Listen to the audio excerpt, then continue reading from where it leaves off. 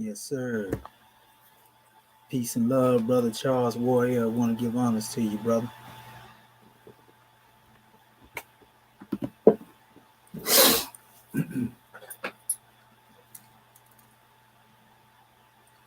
Okay. Yeah, we got a brief measure we want to bring on the manifest. I always say brief, we end up going a little beyond brief, but all is well. I got a grand drawing though for our Moorish family. Indeed, a grand measure to be brought forth from our Father's treasure. And this is a powerful measure. So we're gonna put this drawing out there, and if we can, we want to get our people to show up. So first and foremost, what I'm gonna do, I'm gonna share this to my page. Give me 1 second here.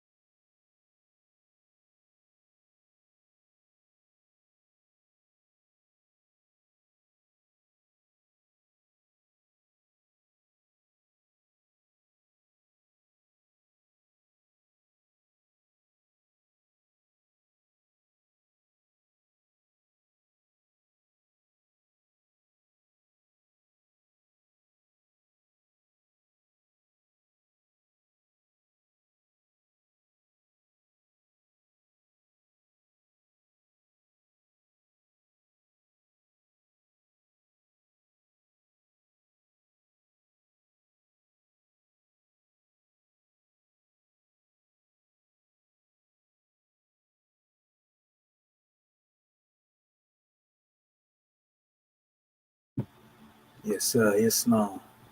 I'm just dropping this link on our family real quick so that those who may want to attend, they can come forth. This will be a grand drawing right here to bring some clarity to our family. Just give me 1 second. We're going to get started. Okay, so let me drop this link here.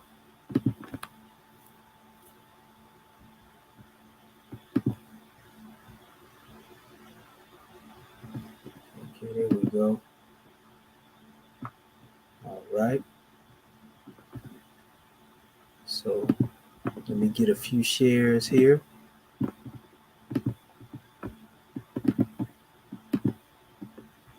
don't need that many, just a few. And all is well. And if you can as well, family, you can share the link as well. Okay. Make sure I got this.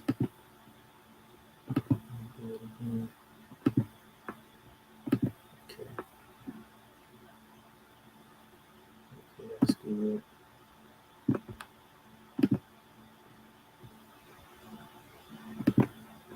I'm gonna just drop this on the messengers.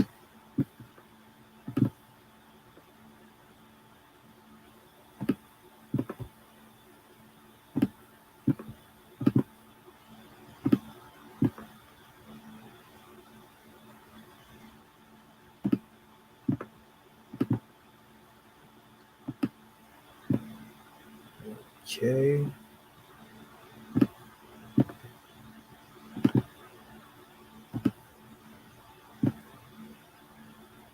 Yeah, we just making it rain right now, family.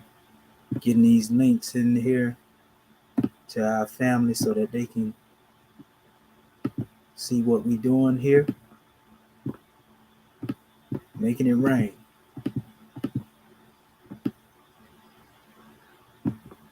Okay, a little bit more. And we'll be right there to start. Put this demonstration out there so the world can get it to bear witness to it. Okay. They can't get these lessons nowhere else, family. We putting it out there for the world to see. We ain't holding nothing back.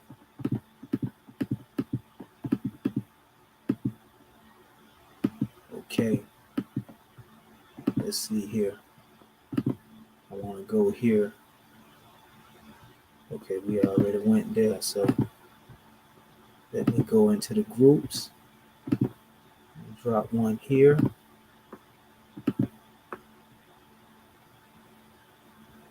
Okay, drop one here.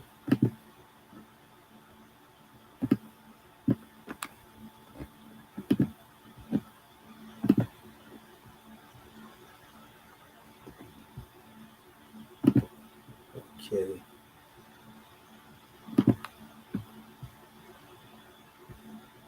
Drop one here. We want to make sure we don't leave nobody behind.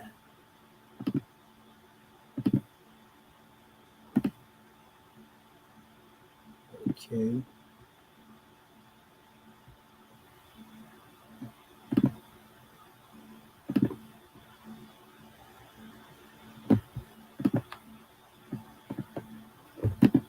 Okay.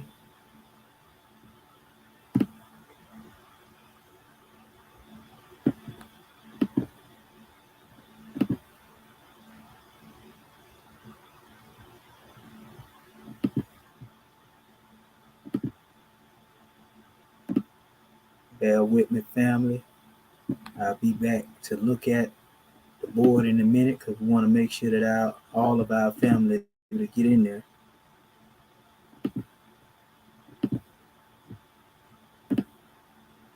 Okay. That's good. We're going to drop one here as well.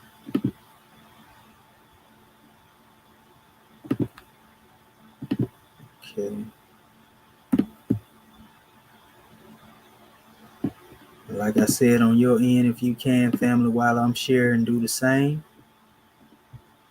so we can make this demonstration grow and make sure everybody get a chance to tap into this special information. That's the goal. Okay.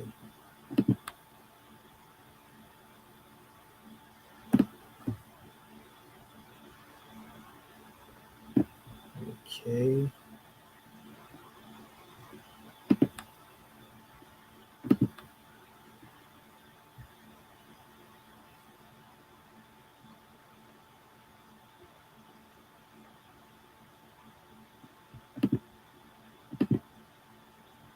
Okay. Last but not least,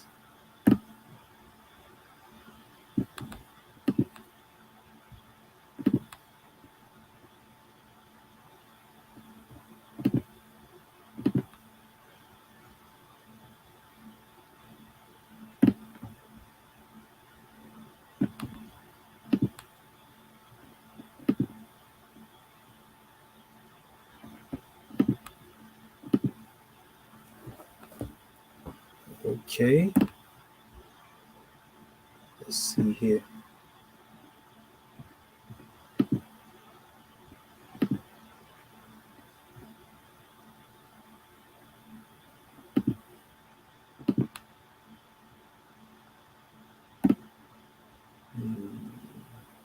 Let's see.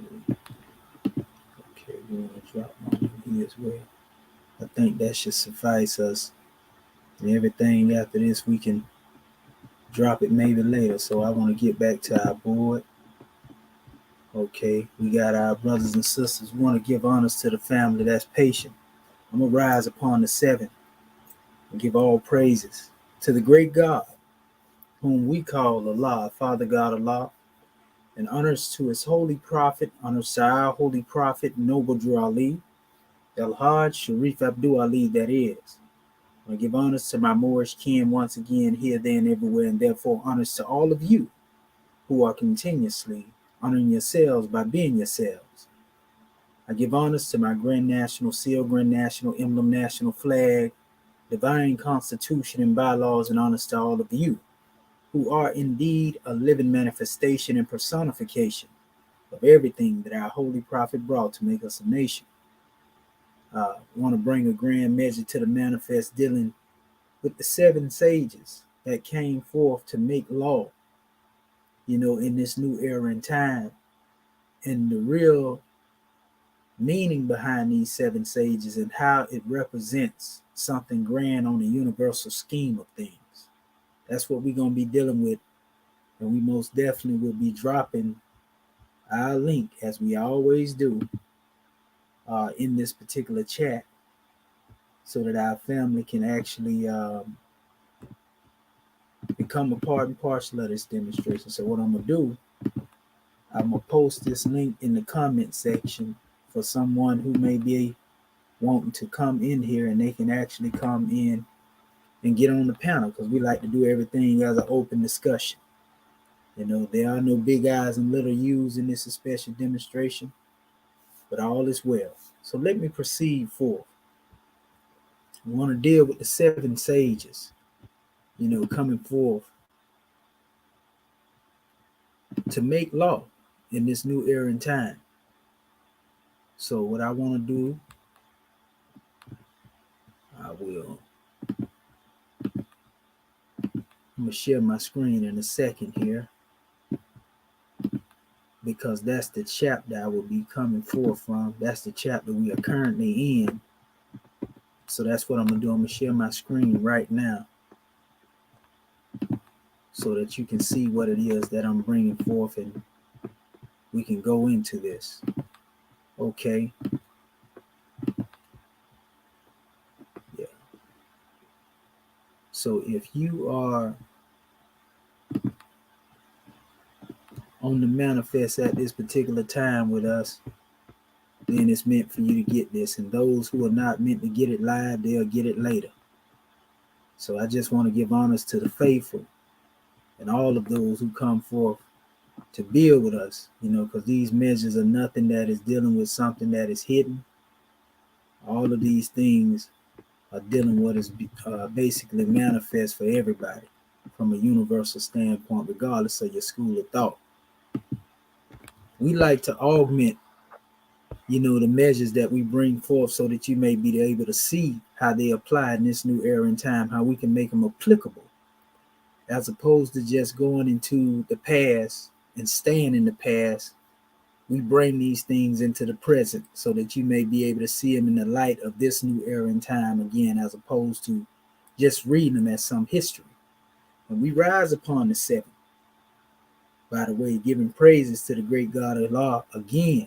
We give honors to all of our family, regardless of what school of thought you come from. The seven is what unites us all. All of us can relate to that seven. I don't care if you're dealing with Muslims, NOI, our Hebrew family, 5% nation. All of us can relate to that seven. That's one grand measure that can unite us all. And so we're going to be dealing with that. So notice the title here is the meeting of the seven sages to make laws for the coming age, for the nations of the earth, nations in plural now of the earth. The meeting of the seven sages to make laws for the coming age. What do we mean when we say coming age? This particular context of this special chapter in what we call the Circle 7, has to do with cycle ages. Now, most cycle ages deal with time periods, from some people say 2100 to 2500, sometimes 2600 years, in the span, based upon what type of calendar you're dealing with, lunar, solar, whatever the case may be. But an actual age in itself runs about 25,000 years when you multiply, the figures that I mentioned before times 12. And this deals with the cycle, of the universal clock, of creation. Some people like to refer to it as the zodiac. Some people refer to it as the clock of destiny. Some people refer to it as the Dendera, if you go back to ancient Kemet. And that's the actual terminology that we use. So in this particular age, some people call it the Age of Pisces, according to the European demonstration, but we call it the Age of Benevolence. You see, the Age of Benevolence. Also the Age of, Shuneta, the Age of Holy Breath. because holy breath is synonymous with what we would call spiritual water being poured upon creation, just like they speak of the age of Aquarius in the European measure. Shu was a deity in ancient Kemet that represented the holy breath that often lifted up the boat of Ra, being synonymous with Ka as well. And so from that standpoint, going back to the source, this is where we get this concept from for those who may question, about the ages. So we recognize that Prophet Noble Drew Ali came, breathing, spiritual light into the consciousness of our people who had been in a state of darkness prior to him coming. He was the first to speak of the cycle ages and what we call milestones that would take place in the journey of the race. Milestones represent events that take place as cycles unfold. So when one cycle age ends, another cycle age begins. And so he just so happened to come, in this new era in time, in the end time and fulfillment of prophecy, or the culmination, of a saving power, a transition of God power that comes from one God to the next. He represented not only a universal change, but a complete upheaval of the thought pattern that had been on the manifest previously. And so what he came with would be a measure that would be there for the nations of the earth. This is the goal. That's why you will hear Noble Drew Ali talk about the uniting of the Asiatic states and the uniting of the Asiatic nations. We use that terminology in reference to dealing with our people. So let us go into this special measure and we'll get some insight as to what this relates to. Let me check my board before I go forward. Okay, we got our brother Jay up in here. Peace and love, family.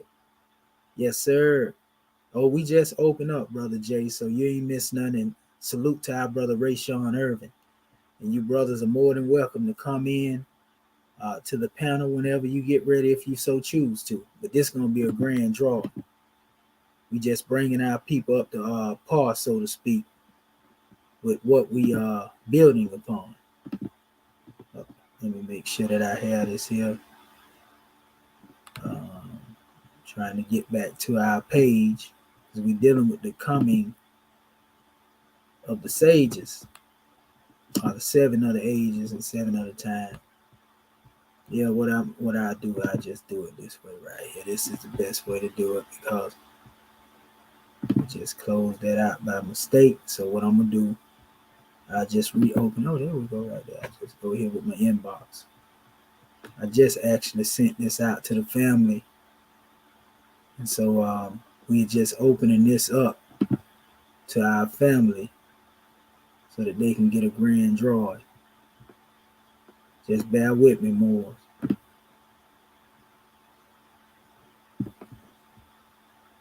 Okay, there we go right there. We're going to open this demonstration up again. Okay, here we go.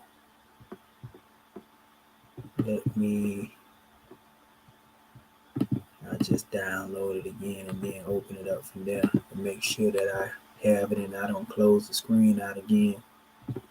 Okay, let me go back. I'm going to stop sharing this and reopen it just so I can make sure that you all can see it and all is well. So I share my entire screen, go back into this, and I can go here, and there we have it again. Come on now.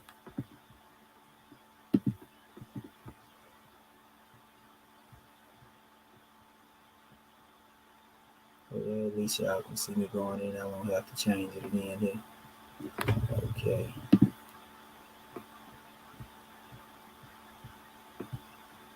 Let's see here. Okay. Okay, there we go. There we go. Okay, there we go, family.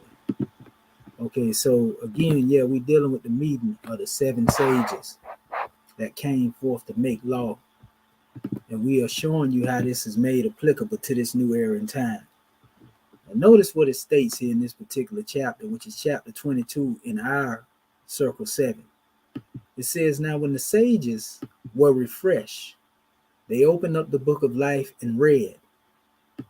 They read the story of the life of man, of all his struggles, losses, and gains. And in the light of past events and needs, they saw what would be best for him in coming years. They knew the kind of law and precept suited to his estate. They saw the highest Allah ideal that the race could comprehend.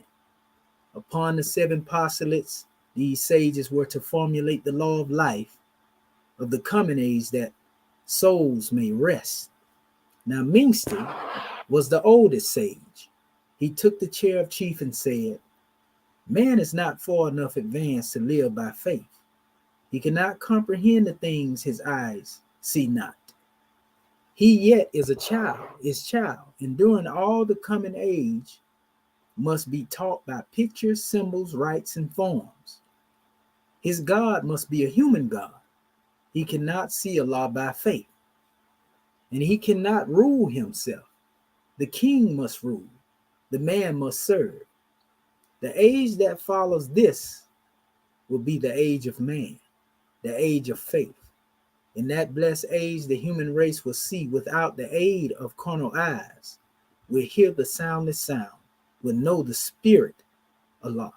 Now notice this is one of the sages speaking of the state of the people of his time and what will come after his time.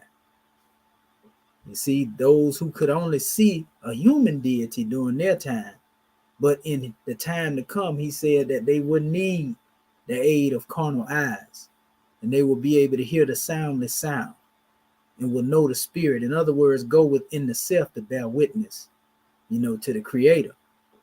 Then it says the age we enter is the preparation age, and all the schools must be designed in a simple way that men may comprehend.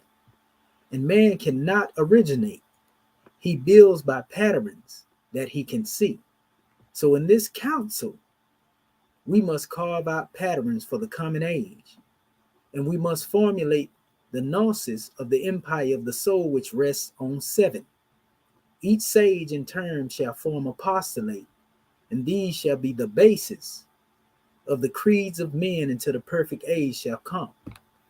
So we can see what's being stated here. The preparation age we often refer to in our circle, in the Moorish American government, the age of preparation is under what we call the general laws of what Prophet Noble Drew Ali brought. In the age of fulfillment, we often state is the age in which we come into the unfoldment into the supreme laws, meaning we come out of just dealing with an organizational mindset and we come into a more governmental mindset of self-determination. The age of preparation would come forth with, our harbinger, who we refer to as Brother Marcus Mosai Garvey L. So he and Prophet Noble Drew Ali demonstrated a portion of the age of preparation, but Prophet Noble Drew Ali was able to also usher in this age of fulfillment, and we are the ones who are bringing this measure into full fruition. You see, from the age of preparation into the age of fulfillment. And you will understand that by the time we get done with this measure. So it says, we must formulate the gnosis of the empire of the soul which rests on 7. Each sage in turn shall form a postulate, and these shall be the basis of the creeds of men until the perfect age shall come. So what it was, the sages would come throughout the ages. Every age, no matter how many it were, was always 7 sages. You can call them a silent brotherhood, but they represented masterminds that represented different doctrines from around the planet. The major ideals, so to speak. And they would come together and meet and convene. And when they came together, they would come together to see how far it is man had came along the way and what would be needed, to take man further in the future. You have heard a similar doctrine being taught like this by NOI family. When they talked about the scientists coming together and they would tune into the thoughts of the people and see what the people were, and then they would make, a determination of what was best to be brought forth, and one would come forth to teach the people. This is taught in our teaching of the Circle 7 before the NOI came up with that doctrine. And we're going to touch on some of the measures, though, in relation to dealing with some of the theology of time of our brother Elijah Poole Bay, and how it actually comes into being relative to what we're talking about tonight. But let us go on. It says, then Minksty wrote the first, all things are thought. All life is thought activity. You see? So there's a love thought and thought activity of that love thought that manifests during every age. So when you measure time by cycle ages, every age brings forth a grand event of a master teacher with a master teaching to take the people out of masses to a whole nother degree of understanding and unfoldment. So every cycle age, the people come into a greater degree of understanding the decree that will be passed down by, the Most High, Creator, whatever you want to call it, whatever title you give it. But nevertheless, the people are constantly elevating in their consciousness as these cycles and these ages unfold and come on to manifest. So it says the multitudes of beings are but phases of the one great thought made manifest. Lo, Allah is thought, and thought is Allah. Then Vidya Patty wrote the second postulate. Eternal thought is one. In essence, it is two, intelligence and force. And when they breathe, a child is born. This child is love. It says, and thus the triune Allah stands forth, whom men call father, mother, child. They're letting you know where this concept comes from, that we deal with, that actually goes back to ancient Kemet.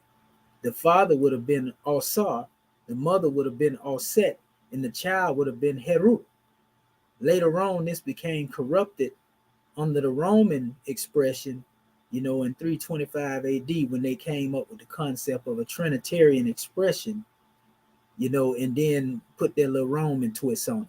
But this really is an ancient Kemetic or Egyptian principle. We refer to this, again, as the triune Allah, and you see these three represent intelligence, force, and love. So intelligence and force gives birth to love.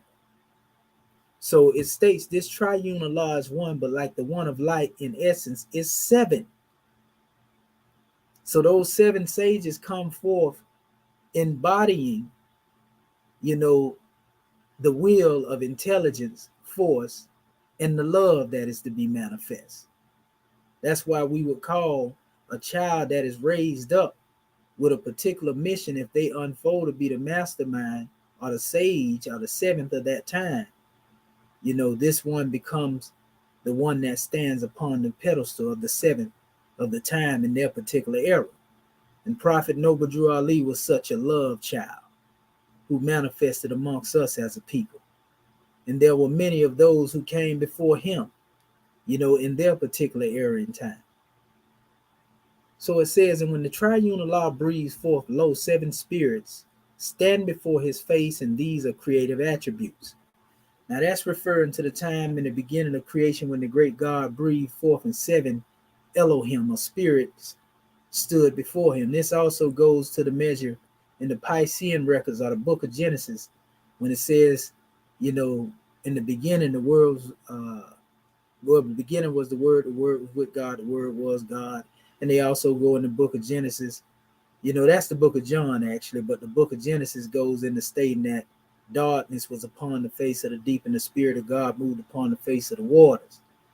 This is when the great God Allah breathed forth, and the seven creative spirits are on the manifest to be agents of creation. And that's where it says, let us make man in our image. That word us is translated from Elohim. We call the Elohim at times the seven eyes of Allah. That's a whole nother measure. We're going to get deeper into that in a minute. We're going to cover a little ground here. It said, men called them lesser gods. In their image, they made man. Let us make man in our image, right? And Caspar wrote the third. Man was a thought of Allah formed in the image of the septenate, clothed in the substance of the soul. You see? And that septenate has to do with 7 degrees of unfoldment when it comes to harmony, tone, even color, so to speak. Different states of vibration is what this is referred to. It says, and his desires were strong. He sought to manifest on every plane of light. And for himself, he made a body of ethers of the earthly forms. So he descended to the plane of the earth. So it's letting you know that man was a spirit, being a thought of the great God, formed in the image of the septenate and clothed in the substance of soul. Or we say spirit clothed with soul, made in the form of Allah. So spirit man came on a pilgrimage from the first day of creation all the way up through everything that manifested. He was present in the making in his spiritual form until he eventually took on the physical form of a physical man. This is how this is being demonstrated here. It says, in this descent, he lost his birthright. He lost his harmony with Allah, made discordant all the notes of life. So when he came into the physical, he somewhat forgot about his spiritual because of his desires for materialistic measures after one came into the flesh. And this is the foe that strives against man, materialism. Everything that has to do with the carnal, everything that has to do with the flesh. We talked about the 5 foes of man, and so they're all up in there when you get into the material aspect. Notice what it says. It says, in harmony and evil are the same. So evil is the handiwork of man. There's a measure in the Grand Quran, or the teachings of Al-Islam, where it says, whatever good come to man comes to him from Allah. But whatever evil come to man comes to him from himself. So any inharmony that man experiences, or this evil that comes, even though it's not requisite for him, he doesn't need it. A lot of this comes from the handiwork of man. So it says, Ashbina wrote the 4th postulate. And this is what Ashbina said. Seeds do not germinate in the light. They do not grow until they find the soil and hide themselves away from light.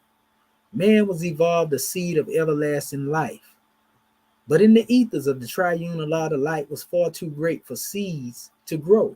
And so man sought the soil of carnal life.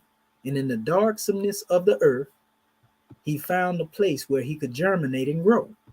The seed has taken root and grown full well. The tree of human life is rising from the soil of earthly things. And under natural law is reaching up to perfect form. It says there are no supernatural acts of Allah to lift man from carnal life to spirit blessedness. He grows as the plant, and in due time is perfected. The quality of the soul that makes it possible for man to rise to spirit life is purity. So basically, man, like a seed, has the potential of his God consciousness, the omnipotence, the omnipresence, to unfold and become exactly that of the nature of who planted him. Because we are told the husbandman is the one who planted the seed into the soil of soul that may grow apace. But the potencies of the seed has always been the nature of the one who planted the seed. That's God himself. You see?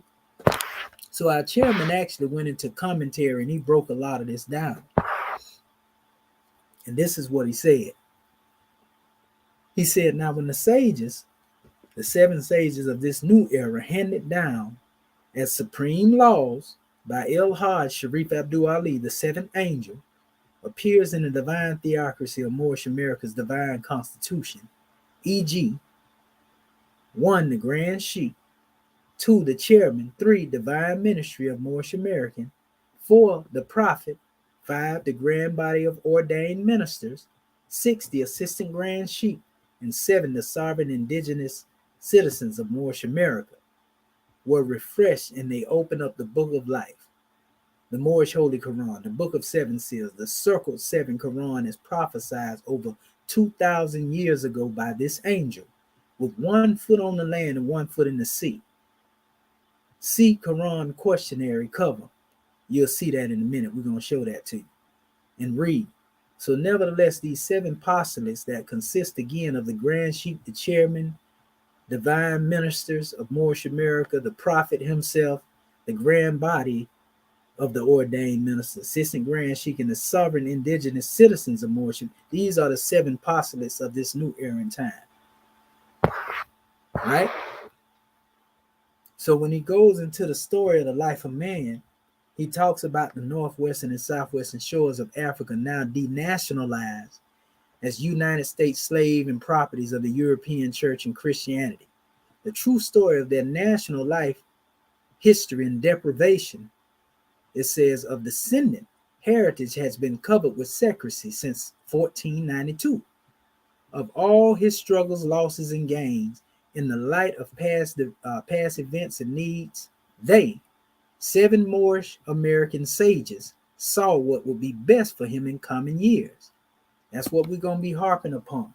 These 7 sages, again, they knew the kind of law and precepts, which would be divine and national.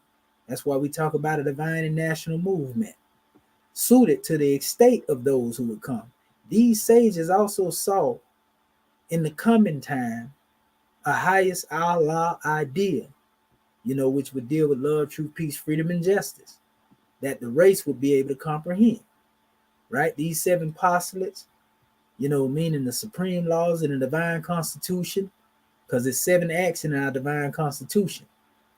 This is what the sages would come forth to base their law upon, formulate this law of the coming age upon.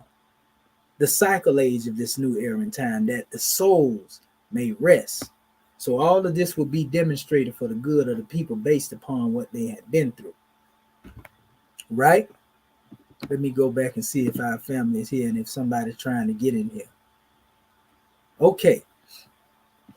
Remember, family, you're more than welcome to come in if you chose to. I'm going to keep checking back, though, just in case I have to let someone in. So, dealing with these cycle ages, the chairman did good on the commentary as always. This is another adept measure. And he said, now Ming State. And he placed El-Hajj Sharif Abdul Ali, meaning the prophet, the 7th angel and last prophet of the great God, was the oldest sage. He took the chair of chief and said, man is not far enough advanced to live by faith. He cannot comprehend the things his eyes see not.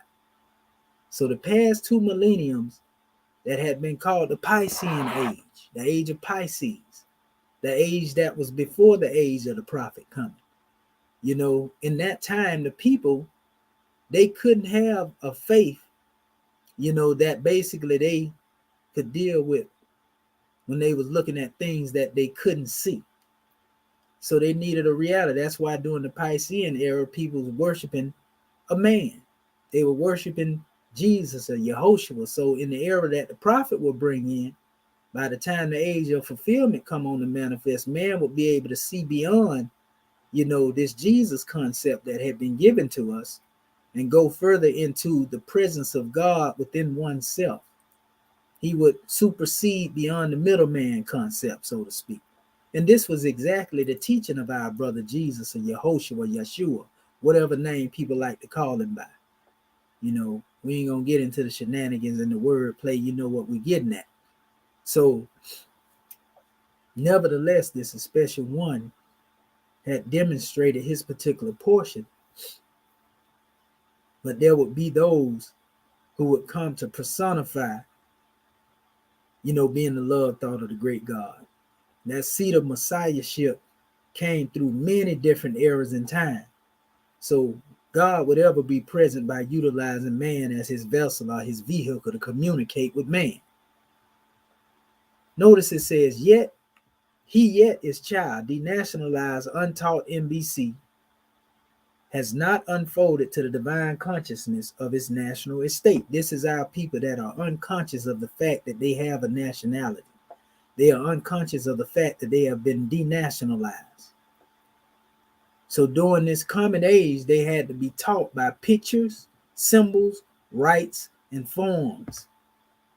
You see, so most of our people couldn't comprehend the Creator without being able to see some expression of him.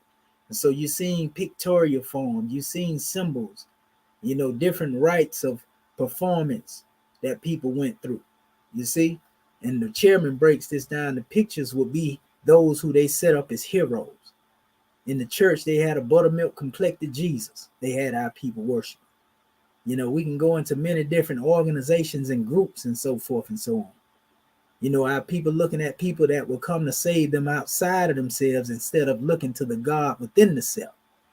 You see, instead of looking at somebody else to come, we realize that we are the return of the ancient ones ourselves. You see? So these pictures represented their heroes, their champions, the conquerors, or what they call male protagonists and so forth and so on, right? The symbols had to do with their religious symbols. Some people use crosses, some people use crescents, and, all these symbols, were necessary. They needed this in order to ground themselves into some concept of faith. In this new time, one would be able to transcend, even though symbols and things will be on the manifest, one would be able to transcend the symbol and actually show how they embody these particular symbols, the real meaning behind the symbols. So we see symbols represent religious images, group signs, badges, national emblems, and so forth and so on, which is mostly represented by nations.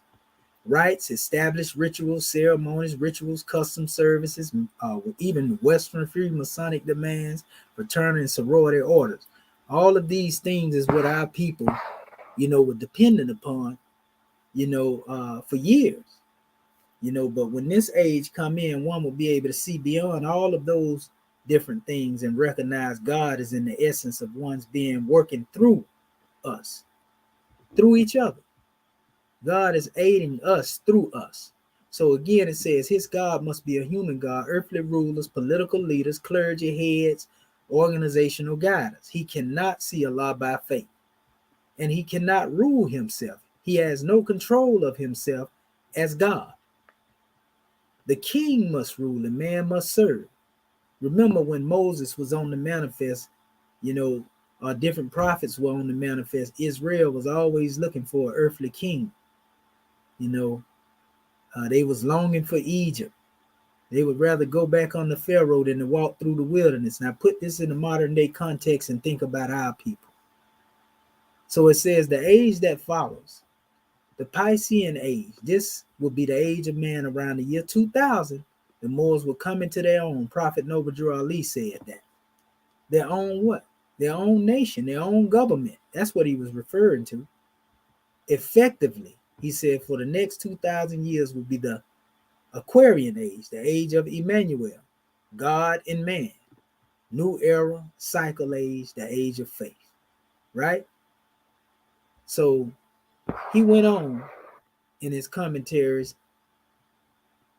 and we already went over a lot of these other measures, so we're going to deal with his breakdown. So it says, man, because the MBC does not know who made you, he suffers from severe post-synonymous, right, which is mental slavery.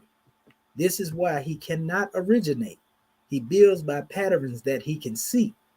So in this council, we, the divine ministers and guiders of the Moorish American nation, must carve out patterns, teach our people their nationality and divine creed for the common age. And we must formulate the gnosis of the empire of the soul, the utopian age, a perfect state, the idea which rests on 7.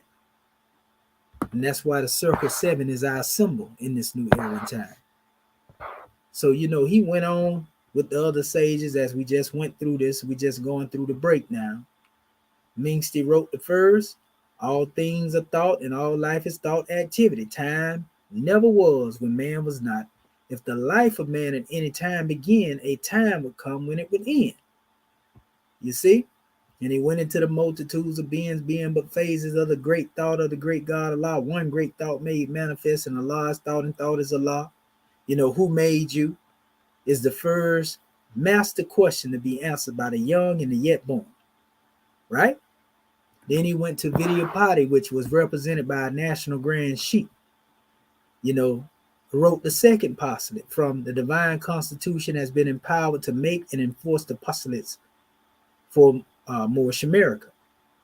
Then he stated the eternal thought is one. In essence, it has two intelligence. It is two. It is intelligence and force, wisdom and will.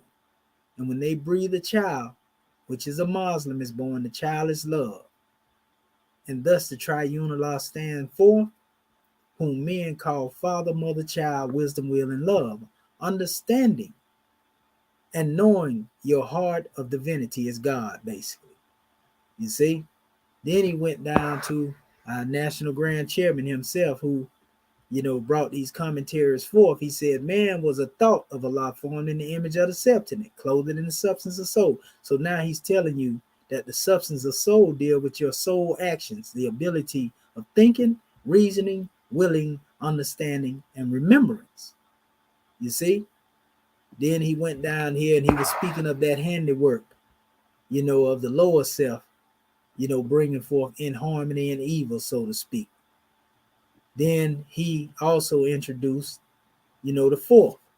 It ain't strange, because he gave me also the angel number, swift angel number 4. And the main point here, he was dealing with the tree of human life, after he went through showing how seeds germinate, they all germinate in the darksomeness of the earth.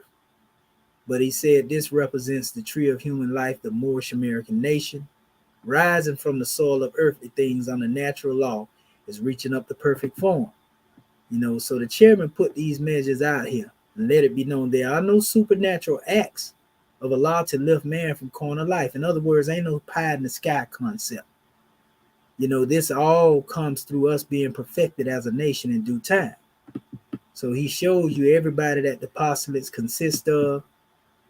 May our brother Ramun El, who this was also dedicated to, had risen to the plane of soul to work with the prophet from the plane of soul. This was a dedication to him. So this is a grand measure our chairman brought on the manifest. Another grand expression. Okay, let me let my brother Jay in here. Okay. Islam, bro. Islam, you can hear me? Oh, yeah, I can hear you loud and clear, grand man. And we're going to let you get your measure right now before we go into this other drawing. You're going to love this. All right. Kaiser Suze as well. Peace and love, family. Go ahead, brother Jay. Hey, man. Islamism without the schism. You know what time it is. We tapping in. Hey, man. I was watching a whole bunch of your videos today, a bunch of your drawings, bro. And like one of them really hit me upside my head.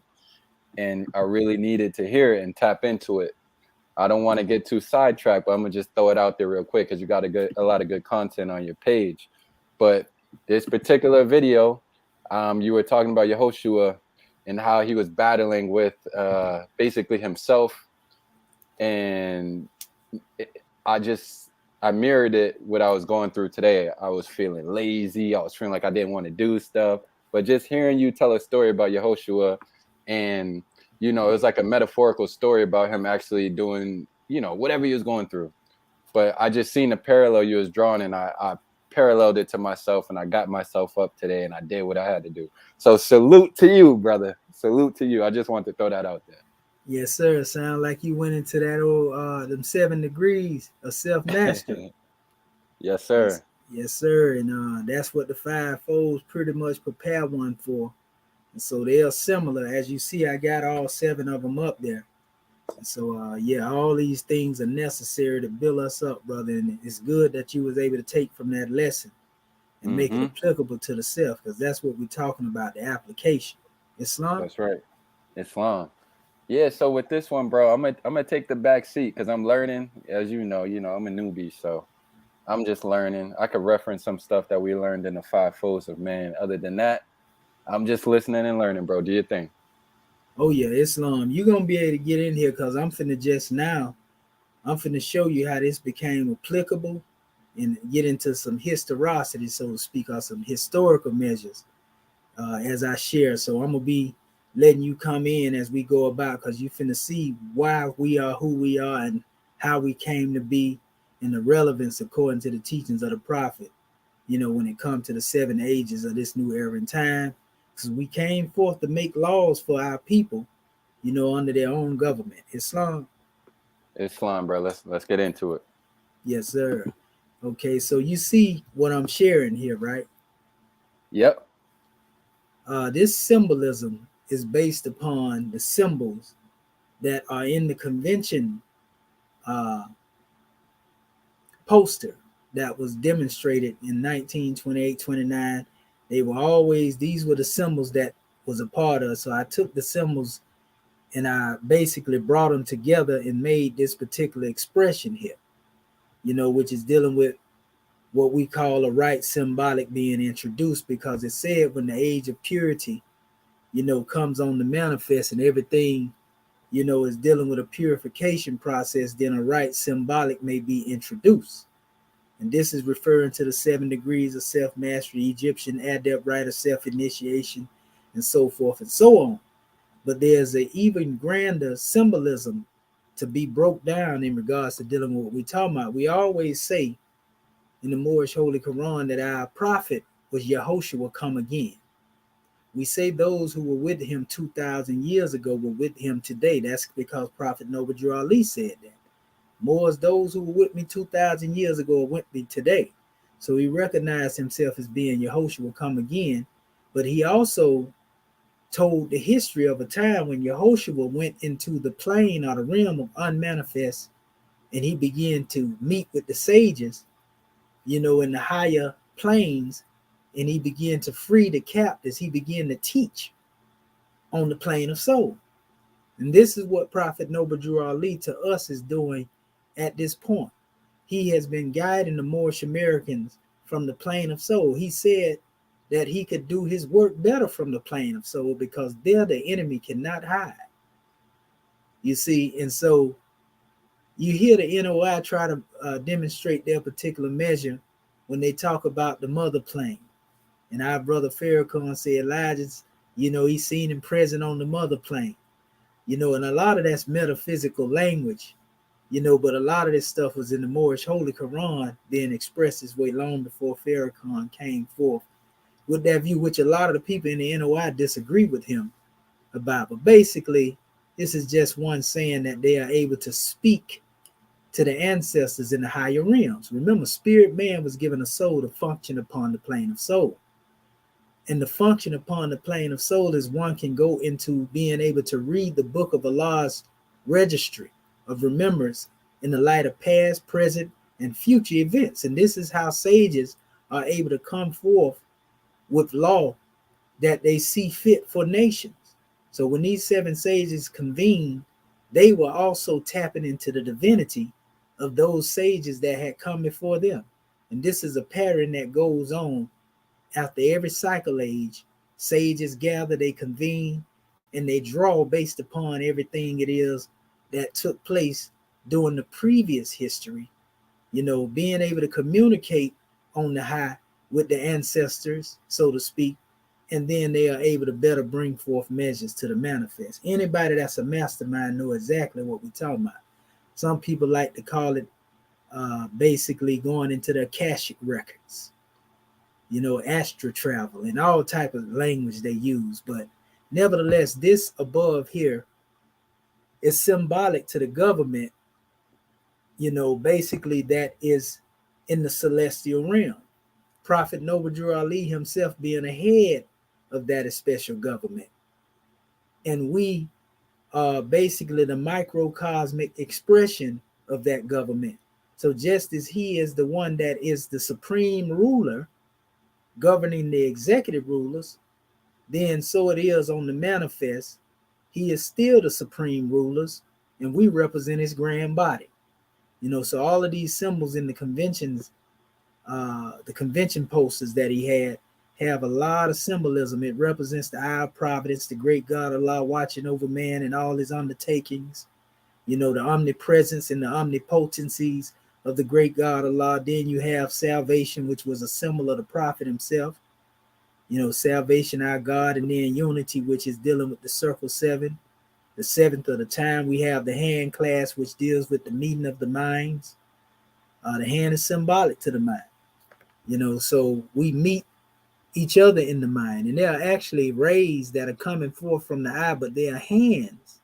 If you ever seen the adding this of ancient Kemet, And these hands represent the masterminds who came forth to their particular nations. But Prophet Noble Drew Ali was the one who came forth to us as Moors. So his light is extending down to us, and we are reaching up to him, and we call this the meeting of the minds. We call this the uniting of the Asiatic states, the uniting of the Asiatic nations, the uniting of Islam. So he even spoke of the uniting of the MST of 8. So all of these represent degrees of unity. Then we have figure 1, which is referred to as the Fez. The Fez has a lot of symbolism in it. If you understand the nature of the Fez. And the Fez, as often being worn, it's not what's on the Fez. The Fez, so to speak, it's not what's on your head. It's what's in your head. So this Fez is symbolic to a storehouse of your knowledge, wisdom, and understanding. But it's figure 1. So we have the symbol of the lion laying down with the lamb, which has to do with, really government being able to govern along with having a citizenry that has a voice. Because oftentimes the government becomes like a lion that devours, the sheep. But in this case, the lion is laying down with the lamb. So this government and citizenry, moving together as a whole. And then you have the pyramids. He letting you know where the wisdom, is coming from. The pyramids of Giza, the 3 pyramids, which are synonymous also with 3 different stages of unfoldment. Even though one pyramid itself has stages of unfoldment in it, but these 3 represent a mental, spiritual, and physical, measure that's being brought on the manifest. This is the seal of swift angels and adepts, that I designed as a representation of what represent us here in this new era in time now, because everything unfolds. It actually has written in it the word Safek Pekaru. You see, and then you see AKO, Ancient Comedian Order. So all of this is dealing with our teaching, so to speak, that deal with self-mastery. You see again on the plane of Giza, along with the Sphinx, which is really symbolic to man. We hear him talking about angel, cherubim, seraphim, man. That's symbolic to man himself being, expression of self-mastery, because the Sphinx has a lion body. It has many different elements to it, but a human head is there, which represents the fact that when one becomes a living pyramid, they actually become a master that is able to govern their animal passions, and they therefore become chief protectors or guardians of their higher self after reaching the pinnacle of wisdom, because that's what the Great Pyramid represents, the temple of perfected man. The Bactrian camel here represents endurance. This is actually a symbol of our family, our royal family, the chairman and his wives. We call them the tribe of endurance. That Bactrian camel was one that could endure in many different ways, even storing its own water, some people say, in the hump. Some people give that particular teaching. But endurance is key. And we have a term where we say, well, my Bactrian beast is well saddled, and equipped for the journey along the way.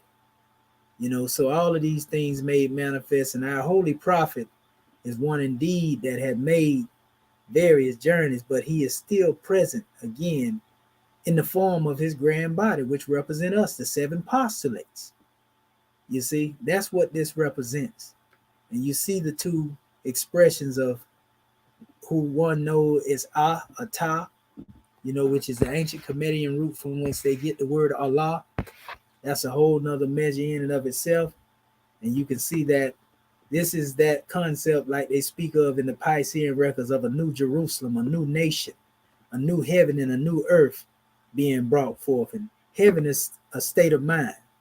So this state of measure is being manifest now amongst us in this new era in time as a result of our thinking. So before I move on, Brother Jay, what would you like to say in reference to dealing with that draw? Islam? I was trying to go back and replay a quote you just said. I don't know if you'll be able to remember it, but I caught like the first 7 words. You said, when one becomes a living pyramid, And I was trying to catch on the rest of it, bro. Yeah, you become the temple of perfected man. Okay, when one becomes a living pyramid, you become, say that one more time. A temple of perfected man. The temple of perfected man. All right, I'm just taking notes, bro. Oh no, nothing wrong with that. You All right. good, brother. We with you. We just wanted to get your, see what your measure was and what you got, and all is well. And you know, uh, we taking it step by step, but we just describing what's going on so we can see where we are when we go to bringing these measures on the manifest. So far we have established that Prophet Noble Drew Ali, is alive and well. We ain't gonna go to the extent like our brother Farrakhan went and say he physically alive. Mm-hmm. In the physical, that would be us being his grand body, and we are his vessel.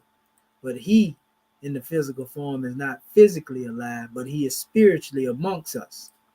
You see, because he said he would be working from the plane of soul. Mm-hmm. This is what he said. This ain't our interpretation. He said this. You see? So Right. this is how the chairman was able to receive the concept of being able to have a flag, a seal, an emblem, and a government, a divine constitution. See, he was a part of the MST of A. We're going to touch on this in a few measures here. Now, this concept of the seven of time goes all the way back to ancient Kemet. This is Shu. We talked about the age of Shu Netta. This is Shu lifting up the boat, often called the boat of Ra, Sakor, but it's seven beings here. You see wisdom coming from out of the highest plane of spirit life. You see divinity, Kepra, a symbol of, eternal life and so forth and so on, holding up the sun. So there's a grand drawing here, though. But this concept of the seven goes all the way back to Kemet. You see even the eye here. We can see even the expression of, scimitar above star in the form of the serpent above the star, because the serpent is synonymous with the solar energy, that fire that some people in Indian, the teachings of India, call it Kundalini fire. It's forged at the base of the spine, and that serpent rises up and comes out of the forehead in ancient Kemet as a representation of a cobra. But this is also synonymous with a scimitar, a sword, because it's forged in the scimitar sacrum, which is the base of the spine, which some call the coccyx bone. That's where the energy is said to be harnessed. We just wanted to mention that. And when it rises, we call this enlightenment through the seven stations of man. The chakras are what we call the ganglionic centers in the body. See, the boat of Sakor, Sekher. This is dealing with man and himself. So that seven is very ancient. I just wanted to point that out, and notice it says the exalted eye of Allah, the circle of seven Elohim, scimitar, and star, the Egyptian adept symbol depicted in the beginning of the Egyptian cosmology. Yes, sir. Anything you would like to bring forth on that, Brother Jay? I ain't gonna lie, bro. This is it's a little bit out of my reach, so I'm just listening. Okay. I'm just asking, just to, make sure, Yes, sir. we can go along the way. And if you have any other questions, feel free. All right, brother. So I'm just showing basically that the concept of the circle seven exists, in Kemet. Right. The circle deal with eternity. You see, there the seven right there. This is synonymous with the seven Elohim being breathed forth in the beginning of creation. This is a picture depicting the Egyptian cosmology. Mm-hmm. You see what I'm saying? So I'm showing that no truth contradicts another truth. So here is an example of when we talk about what life is spent to build, and these are 7 degrees of unfoldment of man himself. I designed this chart so one can see these 7 degrees of unfoldment, and our prophet became a living expression of them. As you see, this states the executive rulers of the consular adept chamber of man, which is really the Moorish American national. The adept chamber is really above your neck, outside of a building, you see? And so it says the ER of the consular adept chamber of man, executive ruler. So the executive ruler is one that has become a ruler of his state of mind. He is a ruler over his deeds, so to speak. He becomes a governor of himself. This is why we say obey. And base simply means govern. It ain't got nothing to do with you obeying somebody outside of yourself. It has all to do with you obeying the higher dictates of yourself, which is the higher self. We call it Allah, Ali, and we. Allah, Ali, and us. Allah, Ali, and you. Allah, Ali, and me. This is the Allah in man. This is the nearest place you can meet man, in the heart. Not the blood pumping organ, but the seat of consciousness above the neck. You see, we call this the crown, a chakra, so to speak, if you're getting into the physiological or the metaphysics of it. You can meet, the great God through omnipotence and omnipresence above the neck. We refer to this the God head of man. You see? So this is the consular magistrate, which is referred to where the sovereign power exists within man. Above his neck, this is where your sovereignty comes from. The ability to think free thoughts. The ability to be the love thought made manifest. To the ability to exercise your possessive force and power. You see? And this is what we mean when we say rule of Mecca, because in all actuality, there's an acronym that's breaking down, what we just expressed up here. You see? And this is powerful, and that's dealing with everything that man himself consists of. So that's the ruler, of this Moorish adept chamber, this consular adept chamber of executive rulers, Mecca. So again, we have 7 acts in the divine constitution that represent Moorish America. And they are also said to be 7 days in relation to dealing with creation. So our 7 acts are parallel with the 7 days of creation. If you actually went into the Moorish divine constitution and compared them to the 7 days of creation, you would be astounded at the symbolism in them. And that's why we show the parallel of the 7 acts in the 7 days of creation over here. One side here and one side here. So on this side, you notice it says the Supreme Grand Ruler, which is the spirit and Almighty God Allah. This is in chapter 1 of the Moorish Holy Quran is where you will find this at. This is where we are able to communicate with our prophet when we are able to get up into the highest state of our consciousness. Remember, we're dealing with pictures, ceremonies, rite, and form. This degree is dealing with the degree of seraphim. This again is the throne of Allah. This is called the crown chakra, when you go into the aspect of metaphysics. Then you have executive rulers that are under that direction, of the grand ruler or that prophetic thought. Because we say a prophet is a thought of Allah manifested in the flesh. Executive rulers represent thoughts that are dictated by a love thought. And the prophet, we say, is a love thought. So all of our thoughts as executive rulers are dictated by Prophet Noble Drew Ali. But we have to reach the degree of cherubim, be able to communicate on that level. And this is the adept chamber, third heaven, or what we call the thalamic chakra, the optic thalamus, so to speak.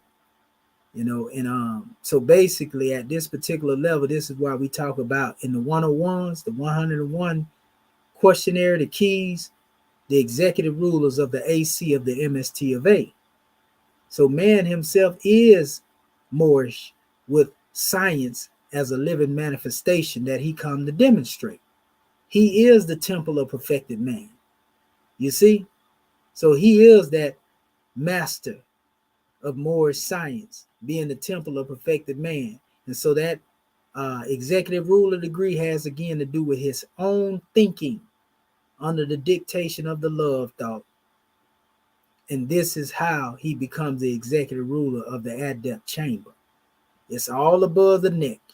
Some people think this just deals with a building or going into a building, going through rites, ceremonies, and form, but the real initiation takes place within one. One can go through a physical ritual and get titles and they call you adept, but what are you when it comes to your real thinking? Are you really that on the spirit plane? You can be an adept because somebody gave you the title on the manifest, but a devil in the spiritual plane with just holding the title, so The title is nothing if you can't match up, this measure into the microcosmic and macrocosmic degree, meaning as it is above, so it is below. If you're an angel, on the manifest, you should be an angel in your thoughts, and vice versa. That's what we're talking about. So in the second degree, we have the holy instructions dealing with the declaration, proclamation, and this deals with the throat chakra because we often proclaim from our vocal cord. This is the angelic degree. This is coincide with the breath of heaven, the throat chakra, right? Then when we go down, we have the divine constitution, the supreme laws. We are told to preserve the holy and divine laws. Where do you preserve them at? In your heart. This is synonymous of the prophet basically letting you know what you hold dear. Even though it ain't dealing with the blood pumping organ, the heart is still the seat of consciousness. The inner, well, we say the nearest place you can meet God. It's also the nearest place you can meet your principles. Love, truth, peace, freedom, and justice. The principles are the personification of the supreme laws. So we are told to preserve these laws in our divine constitution. That's Act 4, actually. So it's not strange we're dealing with the fourth chakra from the top. So anyway, and this is synonymous with the throne of power, the heart chakra, right? As we come down, and we could have easily went up and ascended, but we coming from on high because wisdom speaking from out the highest plane of spirit of light. Here now ye seraphim, ye cherubim, ye angels, and ye men. You see, but this is where, the prophet's law is preserved. And then it says special agent Mufti Corps, security defense.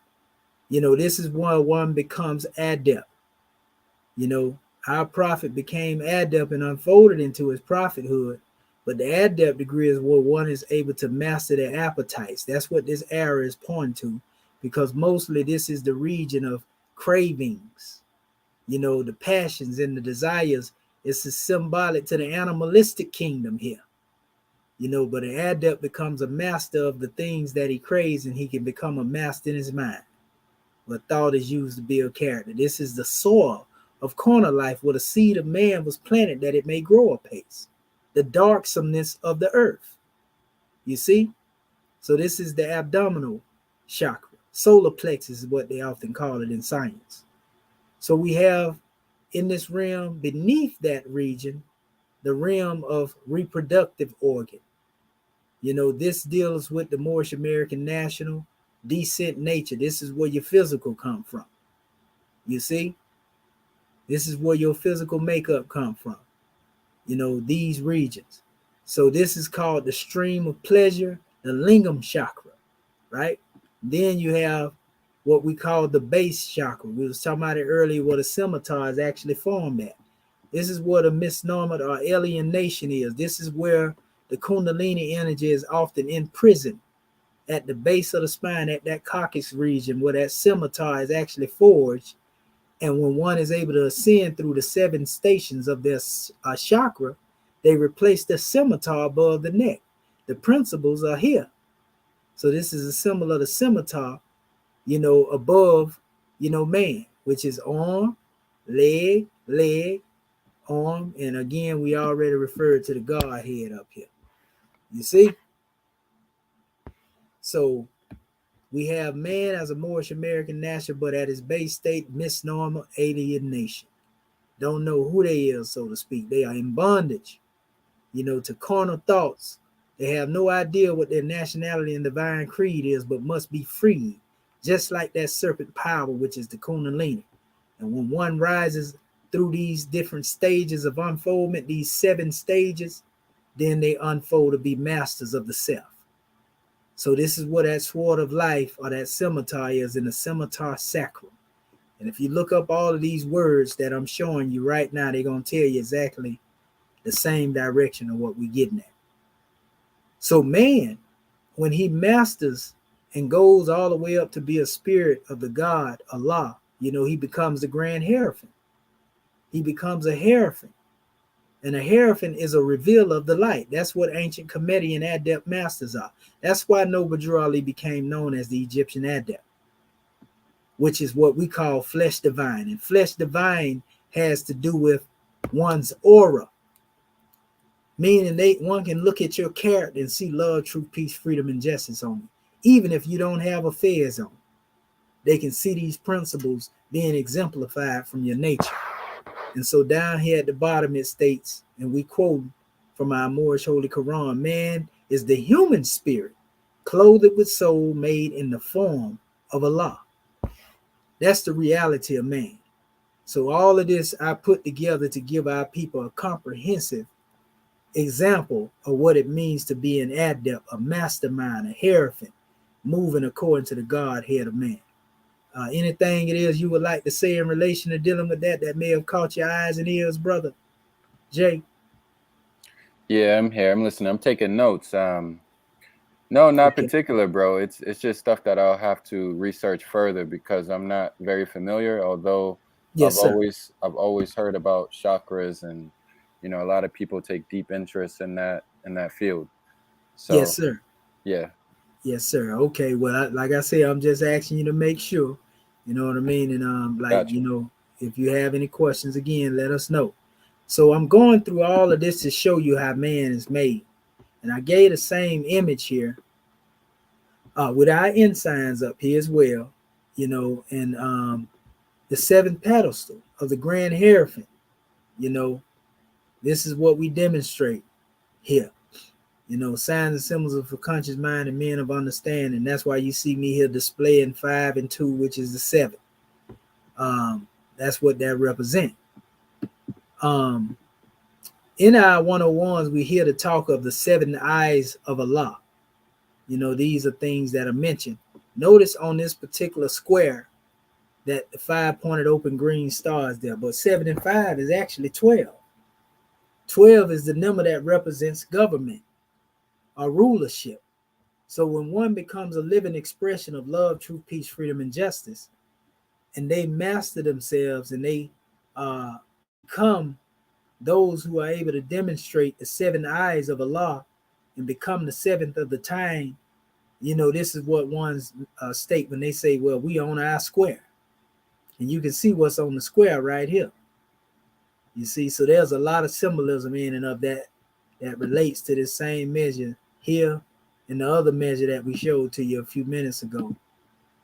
And so this is why the symbolism that we demonstrate is rooted in the circle 7. You see the prophet here as he came forth from the Havana conference, a Pan-American conference in Havana, Cuba. He has his medallion on the side of the circle 7, which is also the same symbol that's upon the Moorish Holy Quran that he brought to the Moors. And it is this same symbol. You can see this was back during the 70s. Our chairman, he was in this picture here. And you see the symbol, they was bearing it. And when we came forth with the government, he brought this same symbol for the Grand Seal of the Moorish American nation since 1865. And this is called the Circle 7 or the Logos or the Adept Seal. So the reason why this particular measure was here, and he said since 1865, because if we know anything about 1865, we were set free as a people. But it is our people who chose to remain enslaved or up under somebody else, being enslaved. You see? That's another measure, though. So we can see where that comes from. So now here is a statement by Prophet Noble Drew Ali, and I put all this together in some of the same symbols we was talking about earlier. The providence of Allah, because we have salvation, our God, unity written on our divine constitution. But you see the hand clasp, which represents you and I tie. We got the lion laying down with the lamb. And this is a union I'm showing being demonstrated because I talked about the age of preparation a few minutes ago. You see, which deals with the age of preparation in relation to dealing with the soul. We were thinking, willing and reasoning along the line of just being a mere organization at one time. This was the salvation that was brought to us by our prophet. This is under MST of a membership, where he established a lawfully chartered organization under the Religious Freedom Act, because he knew that he had to prepare a table for us in the very presence of the enemy. And he used the religious law in order to be expressive of what it was he had in mind to bring to our people. But that was not the end all be all. That was just the preparation age of the stage of our growth. But in the fulfillment age, as he stated, I'm going to leave the European here long enough to teach the Moors how to run a government.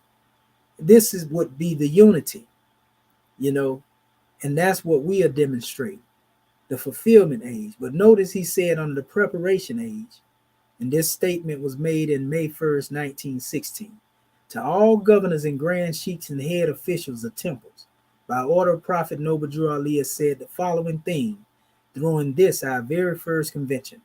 Prophet Noble Drew Ali said, the Moorish Science Temple of America was organized to play a useful and defined part in the advancement of the sacred obligation of American citizenship, meaning that we would learn how to become citizens under that particular clause of the religious aspects, and then we would be able to become citizens of our own nation. How do we know this? Because he said here, following that same statement, this was all a part of one statement. He said the Moorish Divine and National Movement was founded for the uniting of the Asiatic states of North America on May 1st, 1916.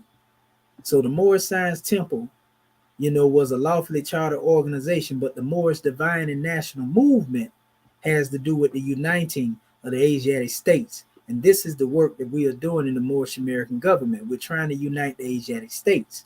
When we say Moorish Divine and National Movement, we include all of our people, be they of the UNIA following Marcus Mosai Garvey, be they of the NOI, the New Black Panther Party, 5% Nation, New Wabian Nation, whatever they call themselves.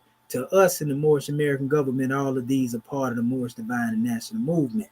And so this is what we talk about the lion laying down with the lamb. When we come into a clear conception of unity, when we can unite. Our brother Marcus Garvey says, one nation, one aim, one God, one destiny.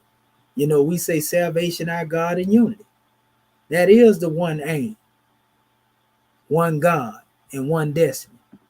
The aim is salvation, which came through Prophet Noble Drew Ali, who looked at Marcus Garvey as his forerunner. He told you what the aim was, but Noble Drew Ali brought the salvation out clean and pure. Our God, is this is special one, God. You see, in the unity, is what we would call the destiny. One God, one aim, one destiny, salvation, our God, unity. You see, Moorish movement, divine movement, everlasting movement. You see? And so it says the prophet being due east has filled the vacant seat as our sovereign Godhead, Sultan, because the question is asked in our 101 questions, what is the name of our ruler in the east? Now this has a metaphysical connotation, which deals with the inside of the self, the Sultan within again, Allah, Ali, and we. The prophet and his voice speaking to us within. But this also has to do with the prophet himself, saying that he was due east. He had work to do in the east, and he's doing that work from the plane of soul. He has already filled the vacant seat. You see, in temples, you will see a vacant seat that sits in the east.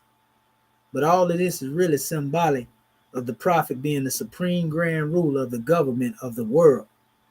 This is how we see it.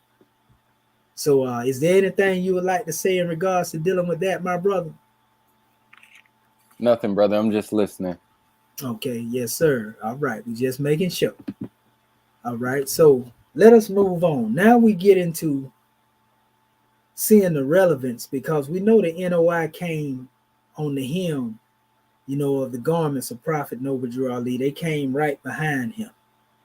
Just as the prophet came behind Marcus Mosai Garvey, our brother, Elijah Muhammad came, with his particular measure. This is the 1 foot and 1 foot on land, 1 foot in water. And this is from Revelation chapter 10, that has always been depicted on our questionnaires as well, that was referred to earlier. This is what the Honorable Elijah Muhammad said. You got to remember, this brother was an adept. According to our records, he was an adept. You know what I mean? So a lot of the teachings in the theology of time, that particular book, there are adept degrees that are parallel with a lot of the stuff that we already had been teaching in Moorish science. But he said the job he has been given is not enough for one. It would take 7 angels, scientists, to get the job done. So this meant the Honorable Elijah Muhammad didn't see himself as the end all be all, and he spoke of 7 that would be working. He never told you exactly who these 7 is, but he went into this knowledge, which lets you know he basically knew the knowledge of the 7 sages. So watch this. He said each one is to do a certain job. He said, like you read in the Bible, that one scientist went out and his job was to send a plague of wind and send a plague of storms or send a plague of fire or something like that.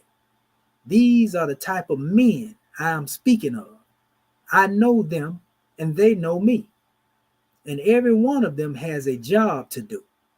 So he's saying that, these 7 were on the manifest doing a job. But then he went deeper. He says 7 of them, Allah says that the job is not enough for one, but 7 of them will be ordered to do it. So the Honorable Elijah Muhammad was telling you that his work that he was doing was not a work that he was doing alone. You don't hear the NOI teaching this, but we bringing this out because I'm very familiar with the teaching because I studied it very thoroughly. He says, and think over it. These are not spooks. They are men. Remember, angels is thought of Allah manifested in the flesh. If you go in the Bible or Quran, anytime an angel manifested, they manifested in physical form. We all know this here. No spookism. This is the truth. So it says the last of all is that dreadful angel, which places one foot on land and one on the sea. You see this being depicted by Prophet Noble Drew Ali. This was depicted before Elijah Muhammad created the Nation of Islam. But he's talking about an angel with one foot on the sea and one foot in the water. That's Prophet Noble Drew Ali. He has a woman in his arm and has humanity written. He has a representation of uplifting fallen humanity. You see? So signs and symbols are for conscious mind and men and women of understanding. So he speaks of that dreadful one, and that's the 7th one. And the book of Allah says that, he said the book says Allah affirmed it, and he lifted up his right hand to the heaven, and he spoke of it. This is the way Muslims pray, and to me that would actually go into him demonstrating what we call the adept prayer. But that's a whole nother measure. But we can see here our brother is saying that he would not be alone doing this job, although he himself didn't mention who these actual angels are. He spoke of the circle of the 7 sages here, family. And all of them had a job to do. Keep that in mind as we move forth with his other statements. This is just blowed up version of what I just read already. So I'm going to X that one out and go to his next statement. He also said here in the Theology of Time, he said, you notice that the whole universe is egg-shaped. The planets in the universe are also egg-shaped. They are not perfectly round spheres. He said, well, this is leaving a little work for some wise man. That is that which I am not able to perfect. Then someone must perfect that thing. This is the way that we look at wisdom. When scholars are arguing with each other, they take one word most times.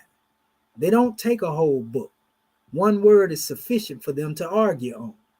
If that is not perfect, then all right, he challenges you to prove your work. These are scientists. I don't say that I am one, but I can entertain them. So he's saying that,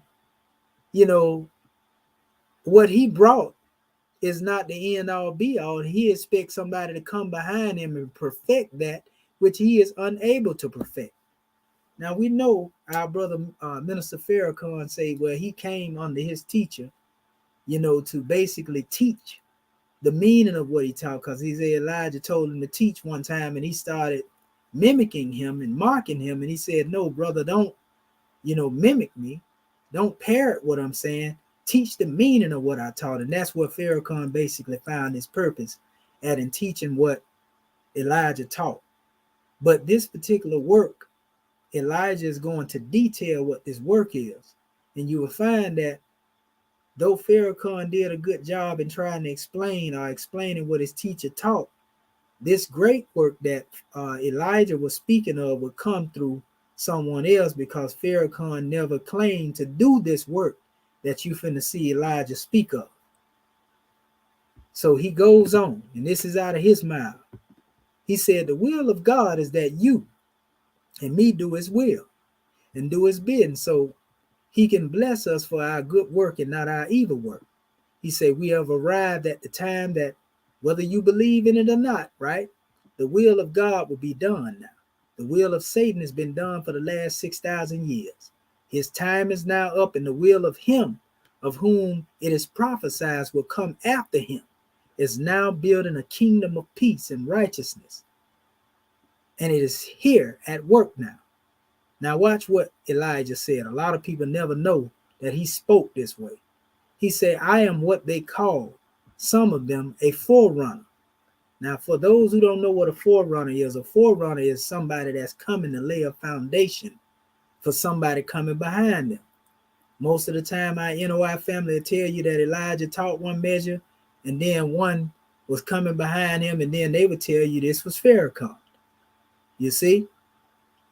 But we're going to go a little further into this and get into detail. He said, I am he that called myself the last messenger from God to direct you in a path that will lead you to him.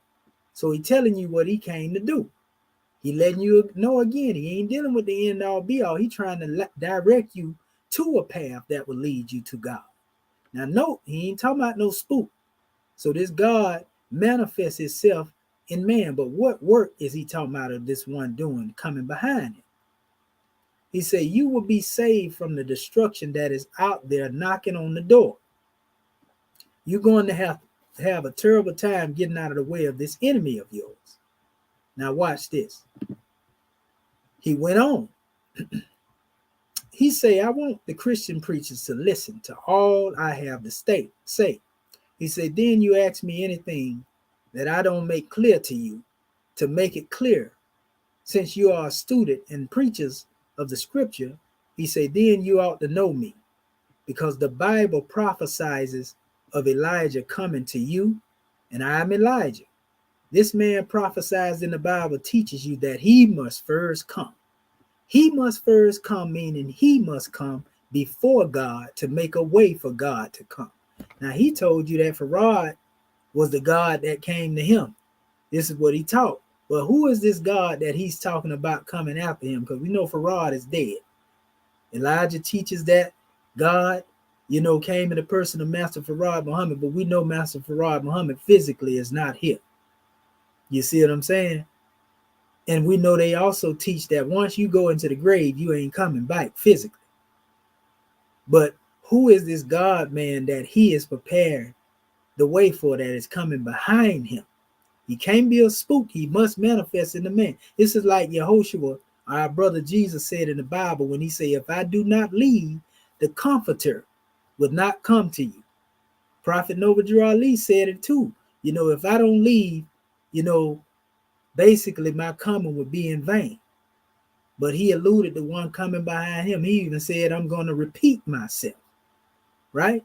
But it says if that man has to come first, not God coming first, but he must send this man first, then he comes after this man. He say, hold on. I hate when that thing. Okay, he say, what is this man, and what and why is he so important that he must go ahead of God? He say he must prepare the way. Why doesn't God prepare the way? Why should he send Elijah to prepare the way? Because he prepared Elijah to prepare the way. This is done by governments and nations, and it says all over the world. That was cropped out by mistake. But nevertheless, he's now emphasizing that this is how governments demonstrate. So, he's talking about government. So this one coming behind him will bring government to the manifest.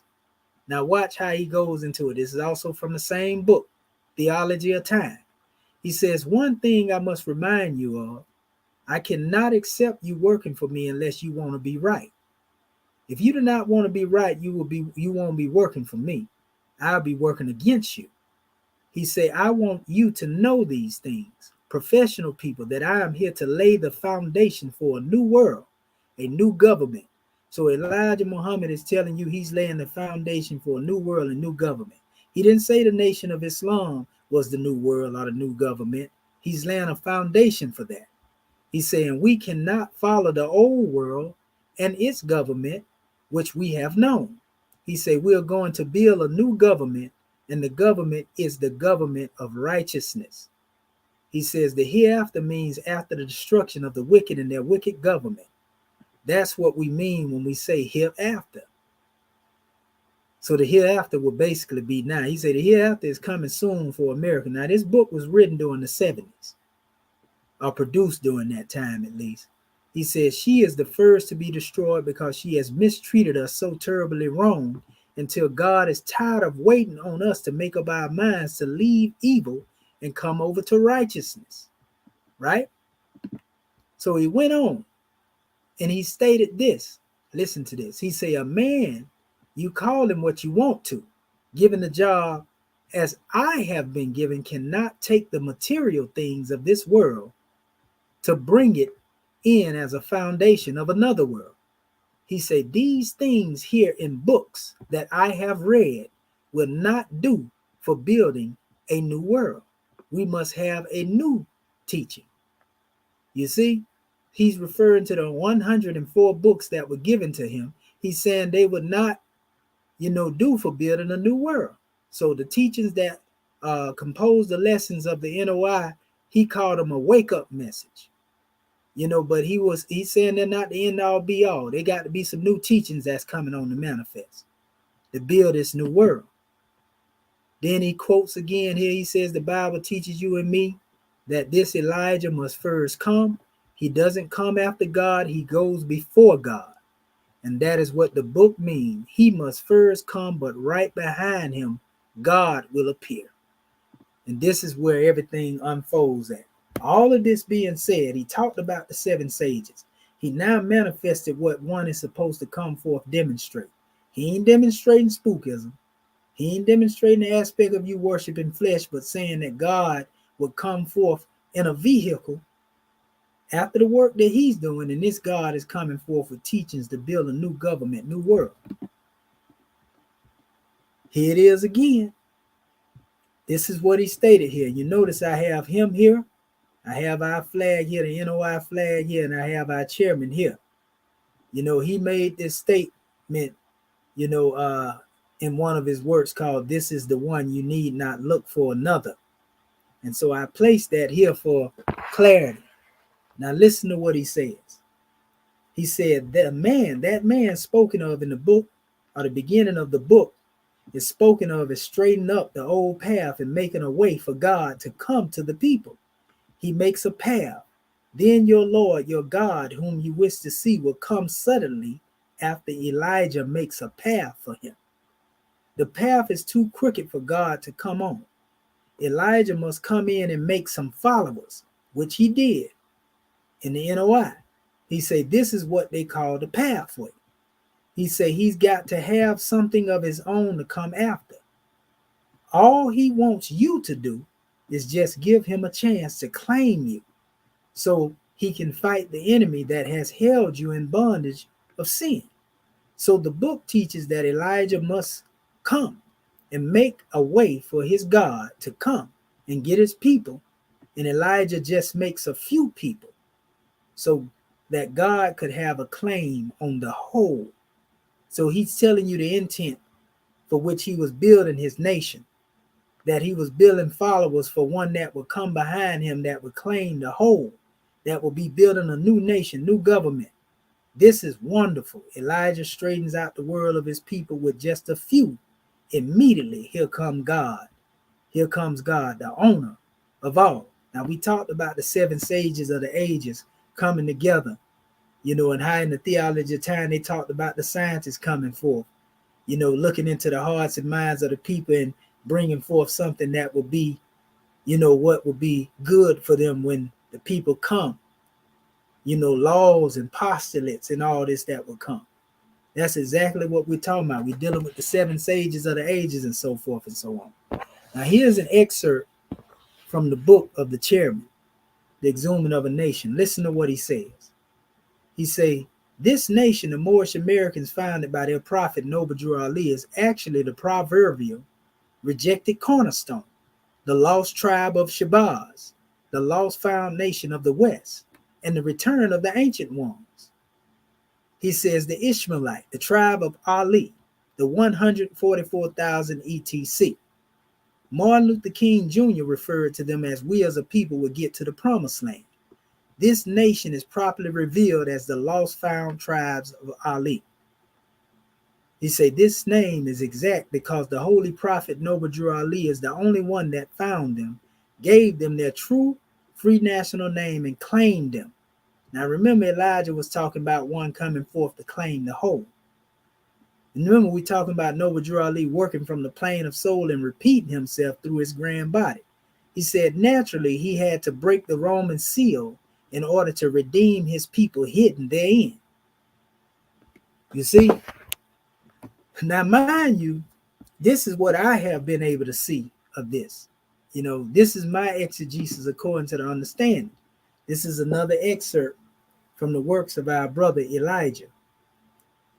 He said, and this is from the Theology of Time Well, he said, we must have a new ruler, a new government, new ruler, and a teacher. Now, Elijah was teaching. So if he's talking about a new government and a new ruler and a new teacher, and he talked about one coming behind him, oh, it get deeper. Watch this. It says, of that new government, a new teacher of that new government. Since it is not patterned after the order of the old government world, he says, the God of truth, justice, and righteousness, Allah is going to be the ruler or creator of the new government. You see? He said, then by no means can he carry any of the old world into his new kingdom of truth, justice, equality, and peace. We must have a new government and new people to operate the new government. Then he quotes the Bible, Ezekiel 18:31. You see what I'm saying? And so you see here our chairman, sitting in the semblance of the prophet up here. As you see, the prophet came back from Pan American Conference, representing the Moorish Americans as a nation. You see our chairman symbolically is sitting here, after doing the work that he has been doing, when he went before the United Nations in 2007. You see, so he's showing you symbolically that the prophet has repeated himself. The prophet said he was going to lead a European here long enough to teach the Moors how to run a government. So his intent was to run government. So the chairman came back with the flag and the seal of the Moorish American government. He is the God man. He's the only God man that came after the works of Elijah, talking about building government. Farrakhan, in his last speech about the United States of America, claimed the United States as his government. He also claimed the United States flag as his flag. The chairman came forth with a new government. Now you see, Elijah said that this new world can't be patterned after the old government, which is the one that he was referring to under the United States. So if Farrakhan said that his flag was the United States flag and his government was the United States government, we know the brother talked about spiritual governments and all that right there. But actual government being built on the manifest, our chairman is the only one to come to do that work. That was his calling. He picked up the mantle and followed in the footsteps of Prophet Noble Drew Ali. We don't put him on the pedestal. What we talking about, we worshiping him when we say he the God man, because we are also God man and our sisters are God women as well. But he is the God man that came behind that brother, not as a spook, doing exactly what he said. This new ruler and new teacher would come forth with new teachings. And the teachings that we have are new compared to that and what the Nation of Islam was teaching at the time. So Before I go further, Brother Jay, Yes, uh, sir. what would you have to say in regards to dealing with all that, seeing what I'm leading up to? Can I Go ahead. build? Can I build with you real quick? Oh, yes, you can. That's what Because we want. you was on a topic, and I had a book by Elijah Muhammad, so I opened it up because I referenced some material that connected to what you were saying. This one is his message book. Yep, message Uh, to the black man. that's right. So he has a section in this book that's titled, "Do we have the qualified men and women for self-government?" Mm-mm. So it's really short if you don't mind me reading it. Oh, yeah, you good, brother. Go ahead. All right, he says, the answer to the above question is yes. We do not have to be equal in knowledge with every nation to be successful in operating our own government. Hmm. Were those whites who first came to this country seeking self-government equal with England's parliamentary lords? There are probably many independent people who do not have among them many who have the know-how of the American educated class of so-called Negroes. We have enough technicians, such as mathematicians, construction engineers, civil engineers, mechanical engineers, electrical engineers, physicists, chemists, educators, agriculturists, navigators, and aeronauts among the 22 million or more of us. You will find scholars or scientists whom we can use in every branch of government. Then there are our own independent people outside of this country who would be glad to help us get going in a country or state for ourselves. We do not expect to build, nor do we desire to build a government patterned after the order of the white race. Naturally, we would need help for the next 20 or 25 years. After that, we would be self supporting. The spirit of doing for self is now fast coming into our people. They only need a new education of self and others. Yes, sir. And that's it right there. And so the thing is, like I said, I even was on a panel. If you go in my videos, I was on a panel discussion of some people that's recently tried to start building on the government. And Farrakhan asked the question, what kind of government, do you seek, so to speak, to paraphrase. I was on the panel, literally. Mm-hmm. And I got the video recording of it, of that conversation, which shows you that he wasn't intending to build government. So Mm, our chairman is the only one that came behind him to build a government. Farrakhan only said that he would be willing to be a part of that special nation. mm, And he has completed his mission and he is in retirement now. So, like I said, we know he's not the one that would actually do this work, and these would be new teachings. Like Elijah said, that was a wake up message that he had brought to them. So, there is no spook God that he's speaking of. So it has to be a God man. And want to give a shouts out to AT Sankofa as well for showing up. And honest to all those who are listening in. So again, our chairman is the first person to really push this narrative. Brother Marcus Mosai Garvey alluded to it. He said we went from organization to organization, but the intent to him too was that we should be building government. Even Huey P. Newton at one time said he didn't look at the work he was doing as an end all be all, but a work that would lead to the eventual upheaval, of our people where they overthrow, the capitalistic measure and come forth with their own self-determination and self-government. So this is now on the manifest, and our people, some of them still think they can be free by voting. They would mm, rather waste time trying to vote inside of a system instead of building their own. And that's nothing more than falling by climbing and wasting a lot of time. You see? mm-hmm. So I just wanted to point those things out to make it known to our people. Anything you want to say as we move before we move forward? I got some stuff to say, bro, if you Go don't ahead, brother. mind, Go ahead. because I've been in my books today. Yes, sir. Um, Really quick, I'll be quick with this one right here. It's still from the same book, Message to the Black Man. It was on the topic of the scientists that Elijah Muhammad was speaking about. Mm-hmm. So I don't know. Maybe you could clarify for me. I read it a while ago, but it Yes, says sir. the black people. You know how he writes during this time. The black people are by nature the righteous. They have love and mercy in their hearts, even after trying to live the life of the devils. This is still recognized in them. When they are fully in the knowledge of self, they will do righteousness and live in peace among themselves. One can't judge them now, for they are not their own selves. We, the original nation of earth, says Allah, the maker of everything, sun, moon, and stars, and the race called white race, are the writers of the Bible and Quran. So he says we are the writers of the Bible and the Quran. Then he goes on to say, and I think this is what you were talking about initially. We make such history every 25,000 years. When such history is written, it is done by 24 of our scientists. One acts as judge or God for the others, and 23 actually do the work of getting up the future of the nation, and all is put into one book, and at intervals where such and such part of portion will come to pass, that people will be given that part of the book through one among that people from one of the 12 major scientists, as it is then called a scripture, which actually means script of writing from something original or book. So is that connected to what you were speaking about with the cycle of sages, or is that something Yes, completely sir. different? Okay. That's basically that's his way of describing it as through their paradigm. Okay. All But right. that teaching was present before the Nation of Islam come on the manifest. Yeah. I was You just see what trying I'm saying? to. Oh no, you good. Yeah. You good. Okay. You good. I'm just emphasizing that so that we can see the relation to it.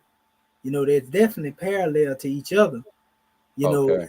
But that's what we're talking about. The cycles and the sages coming forth. It's just a different wording of the Yeah. measure. But you see, he spoke of the seven as well that would come on the manifest doing a particular work.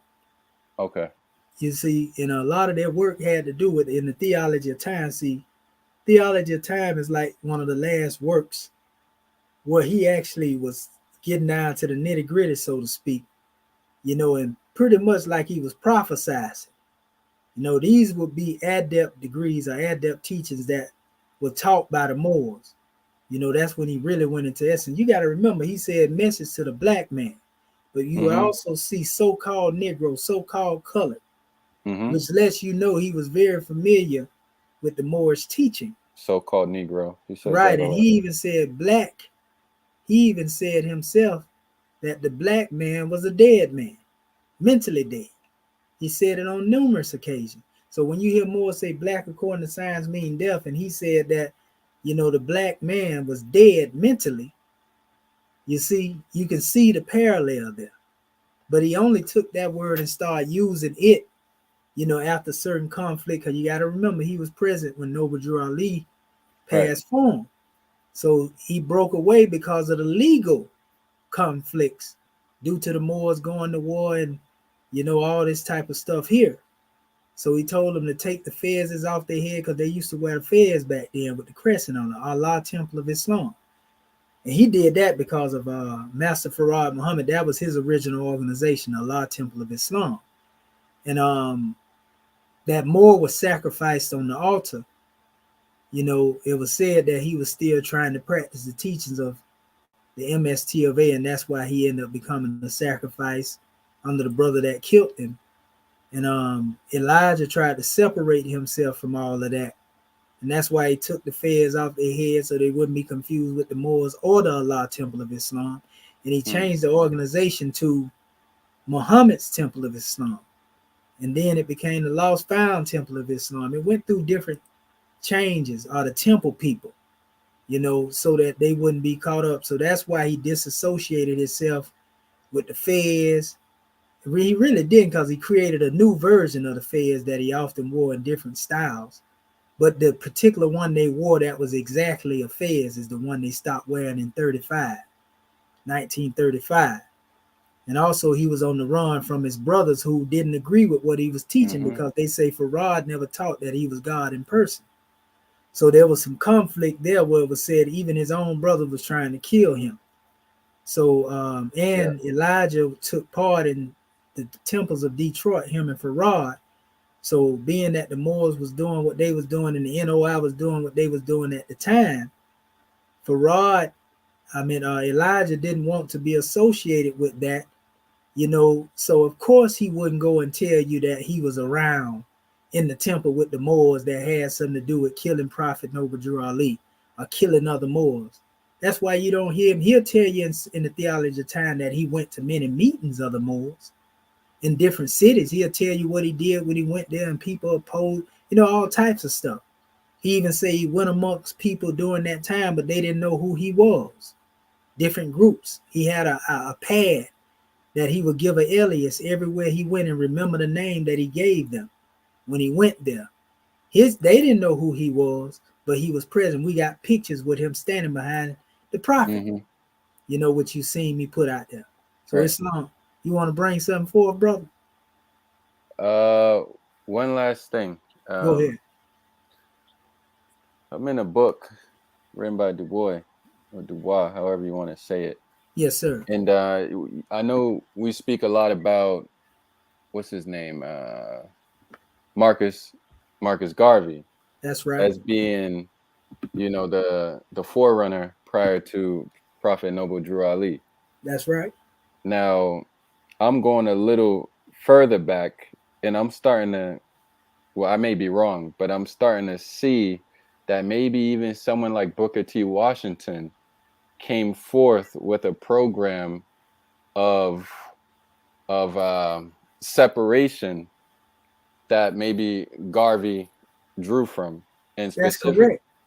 Okay, specifically what I'm referencing is that Atlanta Compromise, where he says, in all things purely social, we can be as separate as the five fingers, and yet one as the hand in all things essential to mutual progress. Essentially saying, we don't gotta be side by side rubbing shoulders in love with each other, as long as we're able to do our own thing and y'all could do your own thing over there. So I just thought that was interesting too, that I was reading.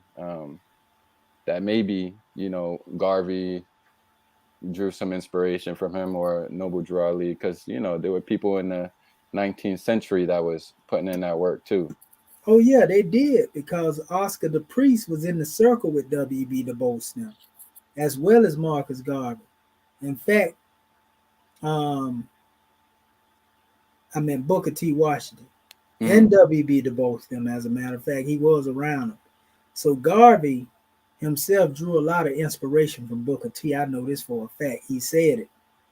Wow. Okay. Yeah, he said in his works, he talked about it.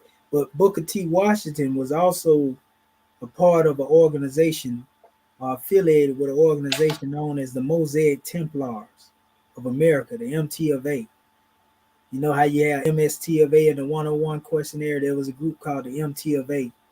And if you look on the sheep badge that you see me with on right now that say Moorish Divine and National Movement, they had similar badges like this for the MT of A, the Mosaic Templars. These were the ones who actually built Black Wall Street. And Oscar the Priest, who was actually a Moor, that's very known in the political world, was also associated and affiliated with the Mosaic Templars. Not only him, but the brother Jesse Binga, who was also, mentioned in the first convention, of Prophet Noble Drew Ali, known as the first African-American banker in Chicago. He was also affiliated with the Mosaic Templars, and so I can see that they probably most definitely had an influence on Prophet Noble Drew Ali as well. You see, but, Booker T was a part of these circles. I have information and showing where a lot of them, were meeting at certain times. I got that in my archives. So yeah, a lot of that, there's some overlap there, just to confirm what you were saying. Got you. You see, but getting back to the aspect of that new rule and new teaching, this is 2007. This is our Declaration Proclamation Status of Jurisdiction. But let me go here. Hold up. We can actually go here like this. It says in this particular proclamation, I'm going to try to blow it up. This was their message to us, when we went before the United Nations, our chairman anyway. This is what they said. This is United Nations Delegates, DOCIP 14, Souveni Tramley, 209 Geneva Susi, And this was 5/5/2007. Now remember, Noble Drew Ali said 2000 the Moors would come into their own. This is what the United Nations stated. It said this proclamation or declaration of the Moorish American nation includes everything needed here at the United Nations in order for you to be recognized as an indigenous peoples member state. We have been expecting your coming for nearly 60 years. Now go formulate a government amongst yourselves and return back to us, the UN, with a tally census of Moorish citizenry. And remember, this same document also that this excerpt come from is what they asked our people, was there a unanimous will among our people to be free? Meaning, do everybody want to be free? But you see the instructions that they gave the Moors, right? Mm-hmm. At this meeting, there was a lot of people that you probably seen demonstrating. And they was actually together, a lot of brothers that have branched off to do their own thing, but they originally agreed to be a part of this building. But the chairman held fast to government, where a lot of people broke off to do all types of other stuff, establish different organizations, and so forth and so on. But they all accepted this, and they told him, man, you got everything you need. You got a flag, seal, emblem, and everything. It's what the United Nations told us. So they already recognize the Moorish American government as a nation, but we have to recognize ourselves, meaning our people have to accept their own. They want to vote. They don't want to demonstrate self-determination. You demonstrate self-determination, come under your own. That's where your real power will come from. Because now you don't have to answer and ask for anything from another man. You see? Right. Now, I'm going to go back in time a little bit, because this gives a little brief history of our chairman to let you see exactly who he is. And this was when he was a part and parcel of the MST of A. These are some old records that deal with when he was a part of that organization. And he became a grand governor, grand chief. He'd been through all those measures. He was a part of some of these same MST of A groups that are here now, but he unfolded from the general laws into the supreme law. The prophet put that vision on it. So, this was Brother Mila who was the successor, Supreme Grand Chief. You see, they have the lineage here, then they have Kirkman Bey, which Kirkman Bey actually usurped the authority of Mila which he went against the prophet. But that's a whole nother story. You can see it in a lot of my videos. I talk about it all the time. He wasn't the heir. It was Mila that was the heir apparent. But he passed for him, and then somebody else was appointed, that wasn't appointed by him. But nevertheless, the chairman was sent on a commission of a mission, so to speak, commission on a mission, by the Prince of Peace, which I'm going to get into in a minute, R. German Bey. That was his teacher. Prophet Noble Drew Ali is the one who made R. German Bey an adept. But that was who taught the chairman. And the chairman also come up under others who were taught directly by Prophet Noble Drew Ali. They were made adepts. So those who made the chairman adepts were made adepts directly by Prophet Noble Drew Ali. And I always say he took care of the wives of Prophet Noble Drew Ali. So that's a whole nother measure in and of itself. So it's straight from the source, his teachings. But nevertheless, he too had been amongst these different groups that came on the manifest after the prophet had passed form, but they had changed the guard. But these were the only ones that one could deal with, so he was in the midst of them. You see? And so he had to deal with some of these brothers. He was eventually set up by some of the brothers in this particular demonstration. Just like Joseph, when he showed ones the vision, talking about there was a great nation would be on the manifest, they cast him into the well. He was telling them about government, and that ones didn't see it because they was too busy and thinking they were meant to just be an organization. They end up betraying him and doing him just like what happened to Joseph in the Old Testament. And he got cast into a well, the chairman got cast into the decimal crypts. It's funny how history repeats itself. You see what I'm saying? So nevertheless, this particular brother was the one that did it. Our love, he just passed form a few years ago. We don't say this to, slander one, and we just giving you the history. Our love was actually a policeman, Kirkman Bey was actually a confidential informant. He informed on the Moors. He was working with the FBI, the government. So it ain't strange that he would have a police that he appoint, through that lineage, and that's a whole nother mess we can get into. So it goes into Maryland's genealogy of the grand governors. Brother G. Cook Bey, which is Adept, 1927, all the way to 1993. One of the chairman teachers. He was there with Prophet Noble Drew Ali. You see that. Brother Germinate Bey, who I spoke of, divine minister, who also was made an adept, but he was there in 1930 to 1969. In this particular, but he actually joined the Moorish temple before that. He actually joined around 1926 and 27 as well. But they got 1930 here. That goes back to this Kirkman Bey demonstration, because Germinate Bey ended up going into that measure, which he broke off later as well. But then it states Brother Johnson Bey, and it goes into his history. Then it goes into our chairman, Elohim Pleasant Bey, who became, a divine minister of that particular body in 1981. But he actually started in the teachings of the MST of A, under R. Germinate Bey in 1969. See it right here? 1969 up to 1981 up to the present. You see? So yep. Now in the other portion of this letter, it goes on. It says, none of us desire to be misled. Say, I will bear witness to this fact. However, your attendance should be supported by the above genealogies, meaning this is how they should trace themselves. He said, or you may be on the right track. He said, just headed in the wrong direction. Further read Act 1 of our divine constitution and bylaws, and you will see even the Grand Sheik and chairman of the Moorish Science Temple of America can only make and enforce law with the assistance of the prophet. Right? It says state of law and the grand body. The grand body is your board of directors, compiled, it says, by the convening of all grand governors and grand sheiks from all states and temples throughout the United States.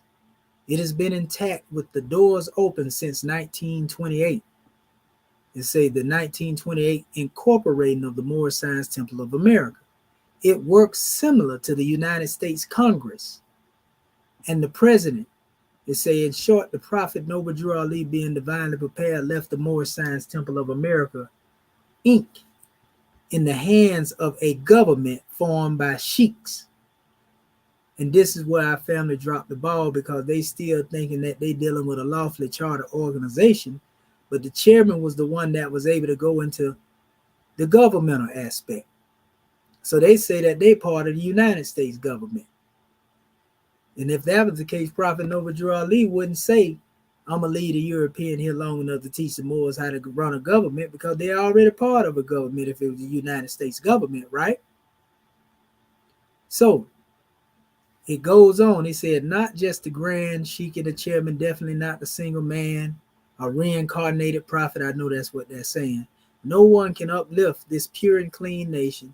And he did say the movement would go down so low, it will vanish from the earth, but then it will rise, for all the eyes that can see, and there will be red fezzes and turbans everywhere. Actually, he said when the 7 bridges meet in the sky, that's demonstrated in California. This is like a prophecy Noble Drew Ali demonstrated. It goes on. It says, Brother Love L was elected as the Grand Sheik and moderator of the Moorish Science Temple of America, Inc. in 1971. And later in 1976 appointed Brother Maurice Johnson Bey as the Grand Governor of Maryland. Brother M. Johnson Bey, Grand Governor, and Brother Love L. Grand Sheik in 1978 accepted Brother Elohim Pleasant Bey into the Grand Body in 1979. So this is when the chairman went into the Inc. It says in 1979, Brother E. Pleasant Bey, divine minister, and 12 other sheiks from Maryland, all formerly with R. Germinate Bey. That means he was with Germinate Bey before he went with them. And it was actually a mission, like I said, the prince had delegated him to go actually to straighten them ones out. That was the real mission of the chairman. It said, receive the charter from temple number 13, which means this was the original charter that was given to I Cook Bay and G Cook Bay. That was signed by Prophet Noble Drew Ali. The chairman actually received this charter in his own possession.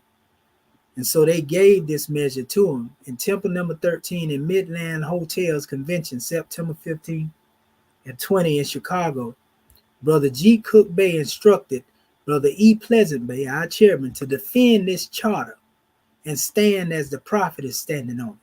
Because you can see the prophet standing in the charters, and just like he do in the Constitution. It says, and you will do well, basically. He said, this is the same Brother G. Cook Bay that sent was sent by Noble Drew Ali to establish temple number 13. The present day temple number 13 is not this temple number 13. It has been dissolved, but there are those who are calling themselves temple number 13. A lot of them did affiliate with the chairman, and they actually still affiliate with the chairman. Even though they're in the temple, he good friends with a lot of them. So they'll say temple number 13, A and B and all that there. But the original temple 13, the chairman was given that charter. A lot of Moors don't have these charters that they can trace themselves back to the temple. Even though the chairman is now Moorish American government, he actually had charter with the prophet name on it, his signature. Every Moor can't say that, family. This was given to him by adepts and his teachers. So it says, this is why we call this the original Temple 13. We write this history so that basically you would know why the Temple number 13 holds such great value in Maryland today, as in 1927, the Temple 13 by the prophet and the grand body is the only chartered subordinate temple in Maryland. And this is why all branch temples are united to Temple number 13. Future subordinate charters will come through this charter. So they looked at this charter, being that it came directly from adepts, and grand governors that was made by the prophet. They held it in high honor.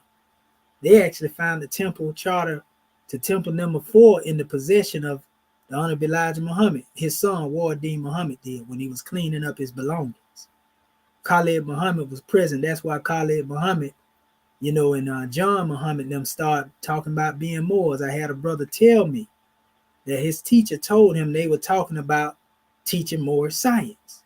That's why you heard Khalid Muhammad in one video say, I'm a Moor and I got sense enough to know that I'm a Moor. And I wouldn't tell you if I was a Moor if I didn't mean it. If I say it, I mean it. If I mean it, you see what I'm saying?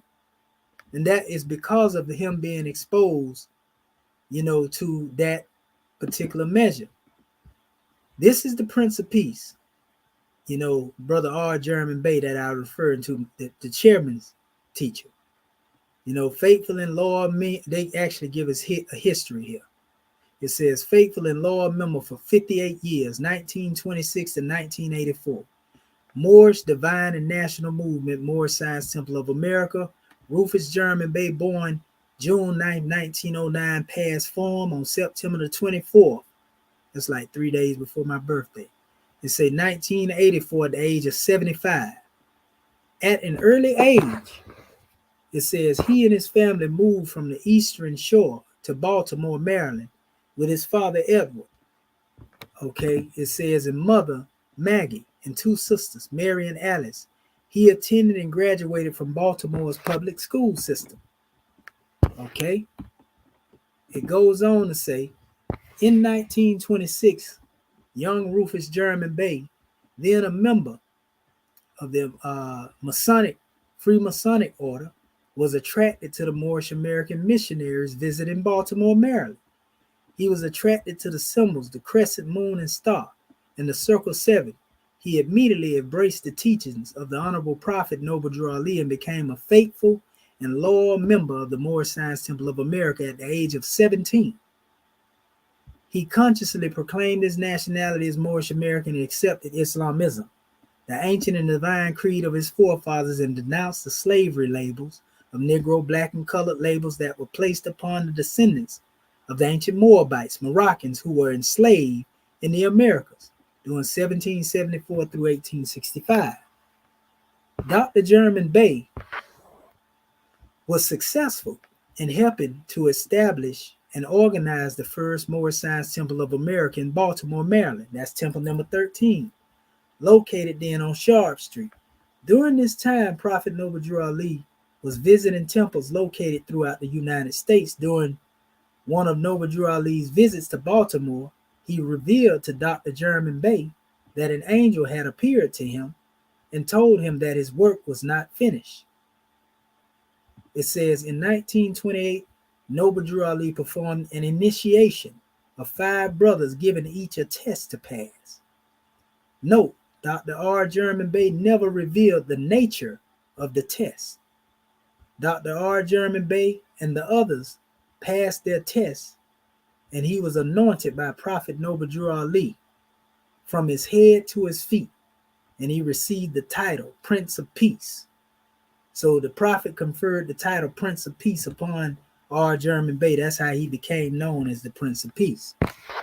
You see, just like R. German Bay conferred the title Swift Angel upon our chairman, and our chairman conferred those titles upon us.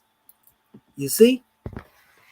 So it says he was instructed to imitate the prophet in words, works, and deeds, just like the chairman was told to imitate the prophet and stand on the charter. You know, just like he seen the prophet. It says to tell the Moors the truth and carry out and fulfillment of all the prophecies. After Noble Drew Ali conducted these initiations and appointments, he told German Bay that the angel would come again and that this time he would have to go. His work was finished. Prophet Noble Drew Ali passed the next year in July 29, 1929. Continuing to serve as an active and faithful member of the Moorish Science Temple of America, Dr. German Bay traveled throughout the states, visiting Chicago, Illinois, Detroit, Flint, Michigan, Indiana, New York, New Jersey, Connecticut, Richmond, Virginia, Moorish Colony, the Virginia Moorish Colony, in Prince George County, Washington, D.C., etc. He rose within the Moorish movement to serve as Prince of Peace, Grand Sheikh, Divine Minister, Grand Governor, and in 1972 was elected as National Grand Sheikh, and in 1975 established the Supreme Grand Major Temple in Baltimore, Maryland. The chairman was definitely present during these times. It says, during Dr. German Bay's tenure as National Grand Sheikh, he presided over several national conventions between Chicago and Baltimore, Maryland. Numerous proclamations were issued from various elected officials commemorating Moorish American Week, African Ocean Day, Moroccan American Treaty Day, and several annual conventions. Note Moroccan American Treaty Day parade held May 12, 1975, Washington, D.C. is the only parade other than the U.S. inauguration parade allowed to march past the White House, Pennsylvania Avenue. That's why you see them brothers standing out there with the seal and the flags and all that there. It says he vigorously continued to promote the Moorish American community's participation in community affairs and events, parades in Chicago, Illinois, Selma, North Carolina, Glassboro, Sicklerville, New Jersey, Baltimore, Maryland, the men and women of the Moorish Volunteer National Security Force, whose motto is the prevention of sin and crime provided. So, you know, these are the works of the Prince of Peace. Prophet Noble Drew Ali also took that Shriner's fez off of his head and told him he replaced it with a Moorish fez and say, be the plain truth like I, your prophet. You know what I mean? But it says crowd control as well as security to large community. That's continued from the other page. Community gatherings and festivities during the 1970s. He led Moorish American communities of Baltimore and Washington, D.C. in developing a working relationship with the offices of Baltimore Mayor William Donald Schaefer, D.C. Mayor Marion Barry, and other elected state local officials. We actually got a picture with the chairman sitting in uniform in the chair of Mayor Schaefer. That's a whole nother measure. I got that in some of my videos. So it says lifetime accomplishments and credits. Polarity therapy. Dr. R. German Bay studied and taught for more than 30 years the principles and techniques of using the natural healing process of the science of polarity therapy. As a faithful student and practitioner under the guidance of the renowned Dr. Randolph Stone in Chicago, Illinois, Dr. German Bay taught many of the members of the Moorish American community how to improve their physical and mental health through the administration of polarity therapy. Many recover from various physical imbalances as a result of the benefits achieved through using techniques of acupressure and musculoskeletal adjustments. It says the science of polarity therapy involves strategically using the body's energy zones and extremities to release healing energy into the human body. In addition, he entwined the techniques of easy stretching postures for vitality and beauty. Thousands have benefited from his sharing a well-kept secret of vitality and health and beauty and healing. R. German Bay was a real adept too, brother. He taught one brother that wasn't even in the MST of A. He wrote an autobiography saying he met the Prince of Peace. He wasn't even a Moor. He was just a brother giving history. He said the Prince of Peace taught him how to move things with mental telepathy, basically. It's a random guy now, not a Moor, but a young cat that was writing on his autobiography, and he talked about, just so happened to talk about meeting R. German Bay. And there's stories about this brother, man, that, like the chairman said, he would walk, because he was the first chaplain, too, to go behind the prison wall teaching. He said the chairman said he would be walking and the gates would be coming open. This is before they had electrical, gates, and, these demonstrations was popping for him like that, But, he was it's a lot of things that the chairman talked about, how this one was able to transmute and all types of stuff. But it's a whole nother measure. He was a real adept. But it says preparation centers. One of its most memorable and pioneering achievement is the introduction of the teachings of Noble Drew Ali to the men and women incarcerated within the United States penal system, thus establishing the opening of the first preparation center in 1956 at Lexington, Kentucky Federal Penitentiary. Stories have been told of the legendary 13 bald-headed Moors as those brothers who assisted in establishment: William Waties L., Robert Matthews L., Judison, Broadus Bay, H.T. Scotty L., E. Brook Bay, William Porter L., which our chairman was very close to. He come up under the one. Wesley Walker Bay. The chairman actually mentioned the bald-headed Moors in the preface of the Book of Fire. And it named a couple of them: Scott L., William McIntosh Bay, Roosevelt Williams L., Sonny Logan L., Grand Sheik Hatchet Bay, Rodney McDowell Bay. An awakening, a new way of life was made available to humanity hidden deep within the stages of the mental and physical slavery. Courageous actions were undertaken to establish and bring about a change and acceptance toward the theory and applications previously taken by the U.S. Department of Justice towards incarcerated humanity. Today, 60 years later, preparation centers are located throughout the local, state, and federal U.S. penal system that was established by the Prince of Peace. Political. In accordance with the civic complexion of the movement, Dr. German Bay supported and represented the rights of humanity. Specializing in historical research, Dr. German Bay maintained a valuable, rare collection of documents and writings. In 1956, in affiliation with the Moorish American Federation of Connecticut, he helped to establish laws and policies governing human rights. So he was dealing with international law back then. It's not strange that our chairman moved in the direction of government.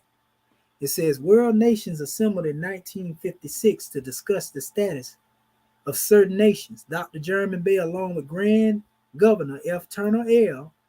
F. Turner L. was actually a member of the original Canaanite temple when he was a young seed, like 13, 14, 12, something like that. His father was a follower of the prophet. So he was raised up with the prophet from way back in Newark, New Jersey. But anyway, he was selected to go to Washington because Turner L established his own group. He broke away for the Kirkland Bay thing too. And him and the Prince of Peace was real close. But it said they were selected to go to Washington, D.C. to the United States Department to support a bid on behalf of Asia, Africa, the Malmal, and Morocco. And it's actually said that Turner L and German Bay being present, they was the ones that helped Morocco get their independence. Because Morocco didn't start flying the flag that they have until 1956. So these Moors were doing some international works, brother. You know what I mean? So it says the bid was accepted in favor of the above nations, later making it possible for His Majesty Sultan Muhammad V to visit the United States. Dr. German Bay with others later received recognition and honor at the Wardlaw Hotel in New York City. Summation: the following views and notes of remembrance are from the hearts and minds of Dr. R. German Bay's students. They recognize the 58 years of devotion to the covenant formed in 1928 between him and the Prophet Noble Drew Ali, founder. He remained steadfast to the cause of uplifting fallen humanity and encouraged race pride and national identity to the Moorish American community and society. And our chairman has been on the manifest around about 50-some odd years as well and remained faithful to his work. This is our chairman when he was in the MST of A. So it says from MST of A membership to MAG citizenship. And that's our chairman as he is now. That's the age of preparation. This is the age of fulfillment. You know, so we give honors to our chairman for all the work that he's done. And you see the lessons on how he built. This man been on the manifest teaching his people, brother, dedicated his life. He was set up by his own brothers, and he got out and say, I still love them, brother. Them still my brothers. If they wouldn't have got me locked up, he said, I wouldn't have wrote the book of fire. It ain't the cause. He says the call. You know, so everything happened for a reason. You want to say something about that right there, beloved brother? Oh, no, I'm just following along, man. Story time for me. I got me a nice little snack. I'm tuned into the show, brother. Yes, sir. Now, don't you see this history and how it unfolds, and you can see the lineage that we coming from? That's right. This ain't just somebody that came out and decided, I'm going to form a group. It's somebody that took care of the prophet's wives. The chairman is the reason, again, why the prophet has his headstone in the proper place, because the Moors didn't even have the prophet's headstone where it was supposed to be. They had it at his feet, bro. Right. And God bless the living, it was Clifford Jackson Bay, you know, of Chicago, and the chairman who brought, you know, the prophet's proper headstone. So on Noble Drew Ali grave, he got a headstone and a footstone. And also the first colored pictures of Prophet Noble Drew Ali was created by the chairman. They was all black and white, bro. And the reason why he was able to create them, because the Prince of Peace, who was there when the prophet was in his regalia, he told the chairman what color they were. That's why you see them in the color that they are. You know, with the gold pants, you know, the white garb, you know, the sash. That's why they that color. You see? So it's a lot of things the chairman did being on the manifest. And we actually coming to a close now, but I want to show you his journey. You know, people got to put respect on that brother name. You know what I mean? But this is the vision that I see, what I call the Moorish Consortium of the Seven, which if the Moors would have been in their right state of mind, we would be united now. And I said the prophet is still working from third heaven, from the plane of soul. And I put the golden cord of love symbolic to this 7-pointed star. Notice I got the chairman in the center, dealing with government. You know, and the key is dealing with the fact that all of these are the heads that are on the manifest of these various temples. You see, I talked to this brother Sadiel, you know, good brother. He used to go at the chairman a whole lot. They actually went through the chambers together. But Sadiel reached out one day and we had a grand bill, you know, and even though he's standing on what he's standing on, he respect everything we're doing in the government. You know, we had a conversation with our brother up here, Bradton Bay, and the brother Prather L. And they actually, you know, they got some history with the chairman. and we were trying to deal with some meeting of the minds on that. This brother here passed Form Bailey, but he got a particular group, that he say he descend from Meliel, but that's a whole nother history. This brother here, Braswell Bay, hadn't had a contact with him, but we never heard this brother speak radical against the chairman. Never heard him speak radical. Him or this brother. Sadiel used to go hard, but he gave me the reason, and he got over that. Give honors to that elder for that drawing.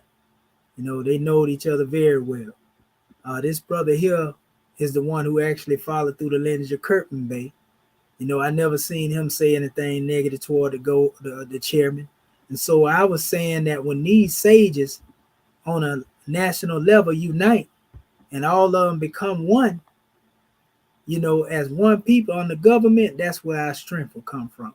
So this was my expression, artistic expression of the prophet working from the plane of soul, and eventually in due time, our people will come together in the 7 sages, if not the students of each one of these people will bring that unity into the manifest.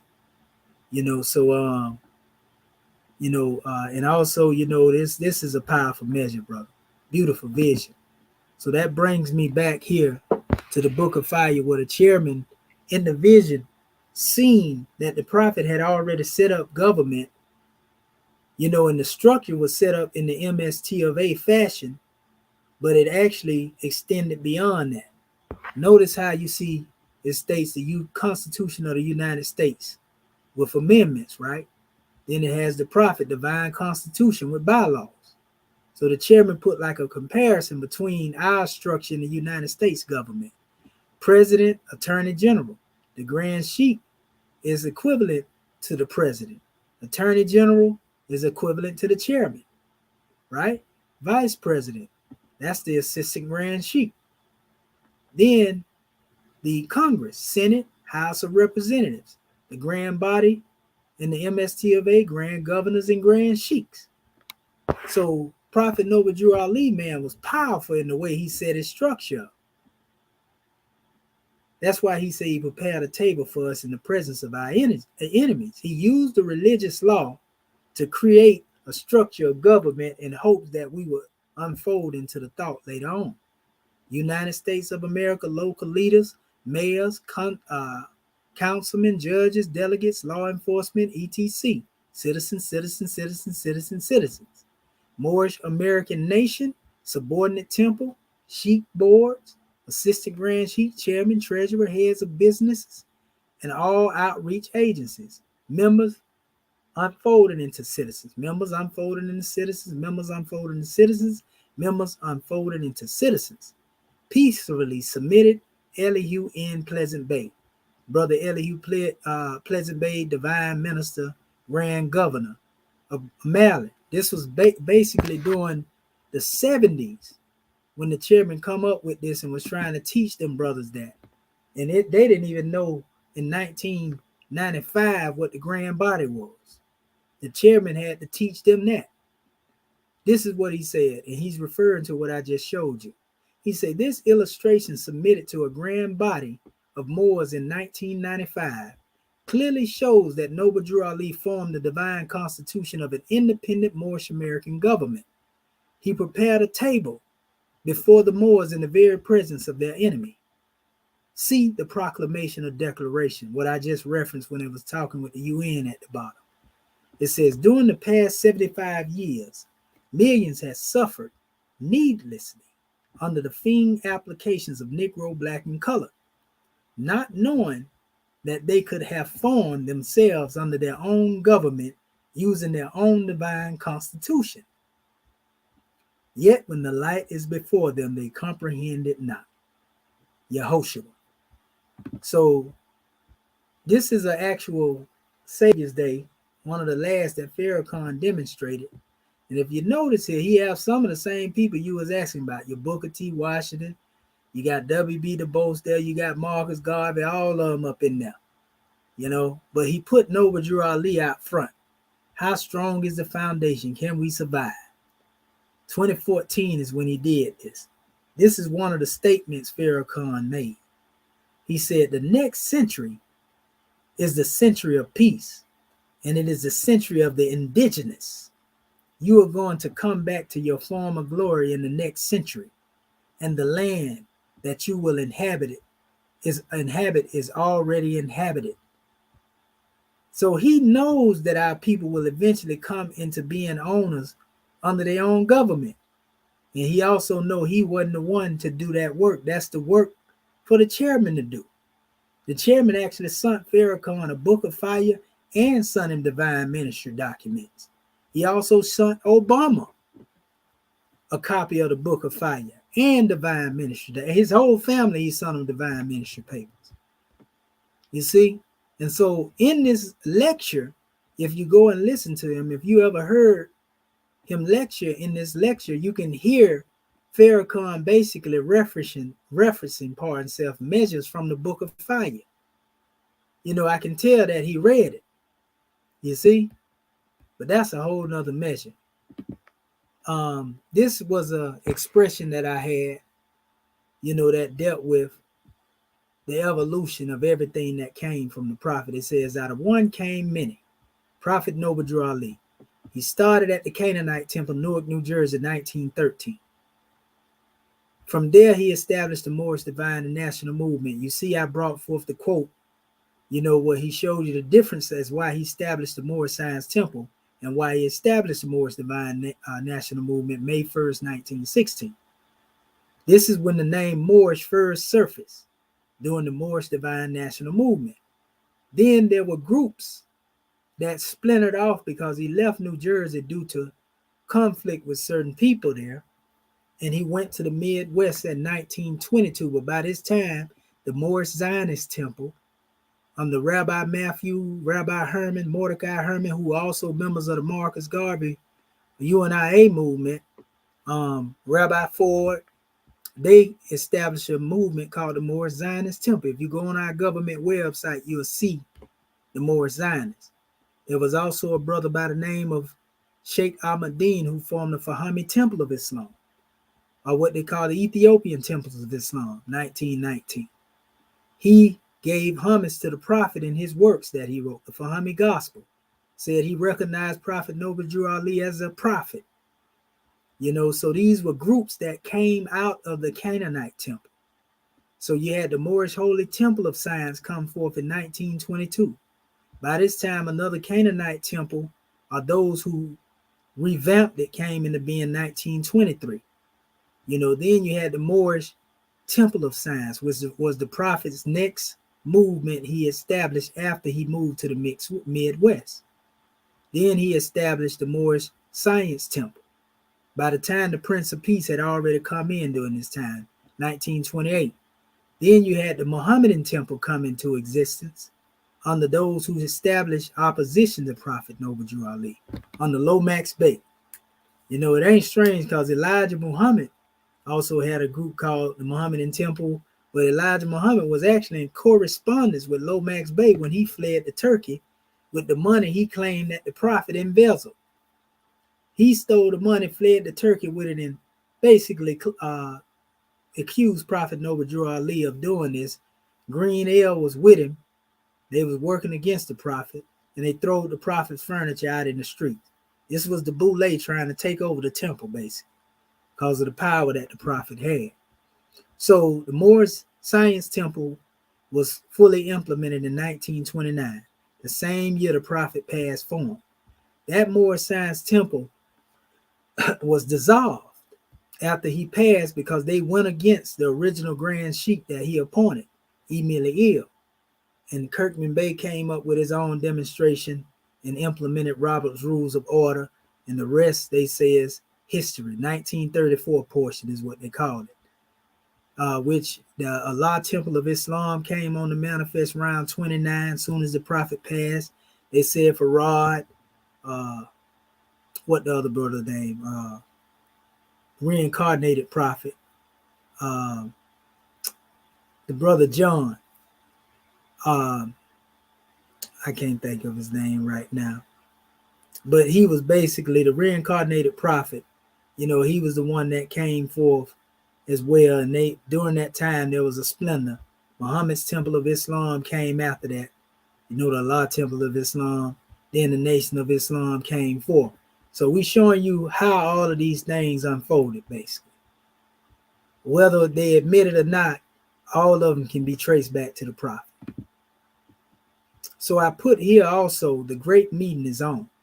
Moorish Divine and National Movement. Remember I said all of that really referred to all of us. Most of these groups on the manifest either came through the lineage of Prophet Noble Drew Ali indirectly or directly, or they came through the teachings of Marcus Mosai Garvey L. Because a lot of the revolutionary Black Power movements trace themselves back to Marcus Garvey. Some of them go through the Nation of Islam, like the Panther Party trace themselves back to Malcolm. You see, so it's all connection. But again, it's really the whole of the Moorish Divine and National Movement. So you see, I have here Moorish American Government, Moorish Science Temple, and Moorish Divine National Movement. Notice I tell you, civic organization, Moorish Holy Temple of Science. That's what it was established as. MST of A was established as a religion organization. Moorish American Government established as a government. Moorish Divine Movement established as a Moorish Divine Movement. Moorish Science Temple, Moorish Divine and National Movement came forth again as a consular agent apparatus. Then they had the Moorish Clock of Destiny, which is a juridical institute, that was established by the brother C.M. Bay. Then you have Moorish Rite Freemasonry, which is a fraternal body. And then you have the Moorish American Mufti Corps, which is the vanguard. So I put it, there's enough work for all of us to do. Meaning if we come together under our own and operate in the capacities that we are demonstrating, bro, we'll be powerful as a people. All we got to do is get in where we fit in. And last but not least, you see us here as executive rulers of the consular adept chambers of the Moorish American government as a new representation of the 7 sages of the ages on the manifest, bro. You see Prophet Noble Drew Ali, you see the Prince of Peace over here, and you see our assistant chairman, you see our chairman, you see our grand sheik, you see myself, you see our grand mufti. So the 7 sages are on the manifest in this new era and time, and we have made for the people law, that would be best suited for them if they would come home under their own Moorish American government, brother. So all I can say is a grand drawing to be home, family. And this is our sole purpose for those who would like to know what we're here for. So with that saying, that's my particular ending of what it is that we drawing upon. But I open the floor to you, brother. And if there are those in the audience that are looking that have questions, you can type them in or click on that link right there and come to the panel. And questions or comments or whatever the case may be, we want to hear from you, brother, briefly, and we'll get ready to close this demonstration out. We give honors to you faithful who are sitting here listening to this right here. Brother Jay? Yes, sir. Yes, sir. Yeah, so I guess my question is, what is the current status of the government, and what are the current needs of the government? I guess I know from RIP, the most substantial need is for our people to, I guess, wake up and come into the fold. But I just want to know a little bit about the government and the status of it at this particular time. Well, the status, because governments are not instituted again by the United States. They only recognize, but they don't empower. And if you go into their law, it'll tell you the basis of a government, is basically, and the authority of the government is based on the will of the people. So we can only be a government based on the unanimous will of the people wanting to come together. We're a government anyway. It don't take many people to form a nation. But the key is what you said earlier, getting our people to wake up. They complain about what Rome has been doing to them, and how Rome enslaved them, the way Rome treat them, but they don't want to demonstrate self-determination. They don't want to build their own government. They don't want to become a part and parcel. It's already built. They don't want to do the work. but they steady want to complain and try to force the European to give them something they really don't have. Because Rome is falling, family. We got to fend for ourselves, and this is how we need to be thinking. Instead of having a welfare recipient handout mentality, our people want the government to already be established to be able to aid in the system. They fail to realize we have to come together as a collective, because money is not the issue. It's a lack of unity. I keep saying it. 60 million people with $1 a piece. That's $60 million easy. So that lets you know that, money is not the problem. It's a lack of unity. And our people moving in one direction. For some reason, they think it's going to take power from them to come up under government. You see? It's the ego that our people put in. The thing is, all that egotism and not wanting to come together, stand in different organizations divided against each other, like the Grand Quran say, each party rejoicing in that which is of themselves. And our people are still being slaughtered in the streets. None of these different groups that are separated, are doing anything on an international level. They just content with being organizations. That's why we suffer as we do, because we still looking for handouts from the individual that's oppressing us. And good and well, those who are oppressing you ain't gonna put you in no position of where you gonna actually be above them. You know what I mean? So going to petition to them and all this boycotting stuff, man, that stuff is dead. It's time to demonstrate self-determination and build everything that you think we supposed to have. It ain't hard. All these celebrities and all of our people out here that have it, man, they just lost. And all of it. Go ahead, brother. So what is the action plan? Like you said, how you're talking about, it's not a lack of money, it's a lack of unity. And just putting our energy in particular directions. So which directions does the Moorish American government see fit for our people? Is there an action plan on the table where they say, or where you all say, this is our mission, this is what we're going to do, these are the things we want to invest in, put our energy in toward? Well, when we come together, bro, the whole key is this. First and foremost, ones have to get these lessons. That's important, because in order for you to be executive ruler or one that's governing your people, you got to know how to govern your people. You got to have a moral compass, so to speak. You can't come into a government with an NBC or Negro, black, and colored thought pattern. So you got to be taught how to love instead of hate. We got to cleanse the hearts and minds of our people so they don't think like the European and do the same thing the European was doing in their government. That's key. Once we're able to come together, now we can honor each other and begin to pool our resources mentally, physically, and spiritually. That means our mind power. That means economic power. One of the things we're doing now is encouraging our family to stop having a worker mentality and go into a boss mentality. Self-determination. Establish your own business. I got my own business, had it for 5 years. Hey, me Whatever too. talent you have, pound it. Go ahead. That's why we could be up at 3 a.m. on these on these discussions. That freedom. Because I work when I get ready. Yeah. And as long as I get ready, when I want to come in. So as long as you working on somebody else, though, you ain't gonna be able to. One minute you a God and you go in that job and they tearing you down, you a Negro. You ain't gonna be able to be God in your mind and in your heart dealing with that. You wavering. You dealing with the fivefolds every day in that.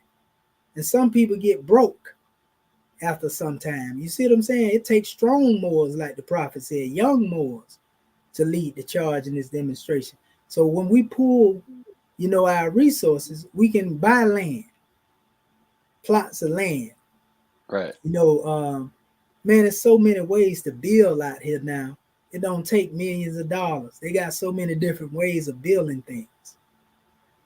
We can also employ each other when we have our own businesses. So these are the economical things, because that's what our people mostly worry about. even though food, clothing, and shelter is the last of the 12 Jews, in our teaching, knowledge, wisdom, and understanding, and all of that, the freedom, justice, equality, love, truth, peace, freedom, and justice are the tools that precede, Jews that precede food, clothing, shelter. We say, seek ye the kingdom of heaven, and everything else will be added unto you. You see, so our people have to have the knowledge. Heaven is a state of mind. Hell is a state of mind. So whether we are in heaven or hell, it has to do with our thinking. Nothing wrong with food, clothing, and shelter, but we have to get into the state of having a knowledge, and we'll never go hungry. We will be able to establish generational wealth. You see, that will live long after us if we get on the ball and stop dilly-dallying, so to speak.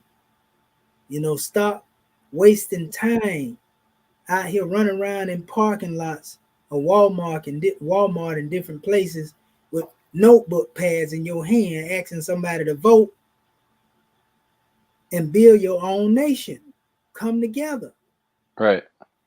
You understand? So that's the foundation. But the thing is trying to get our people to move in one direction. They do it when they're working for Rome. Rome ain't even got to be there.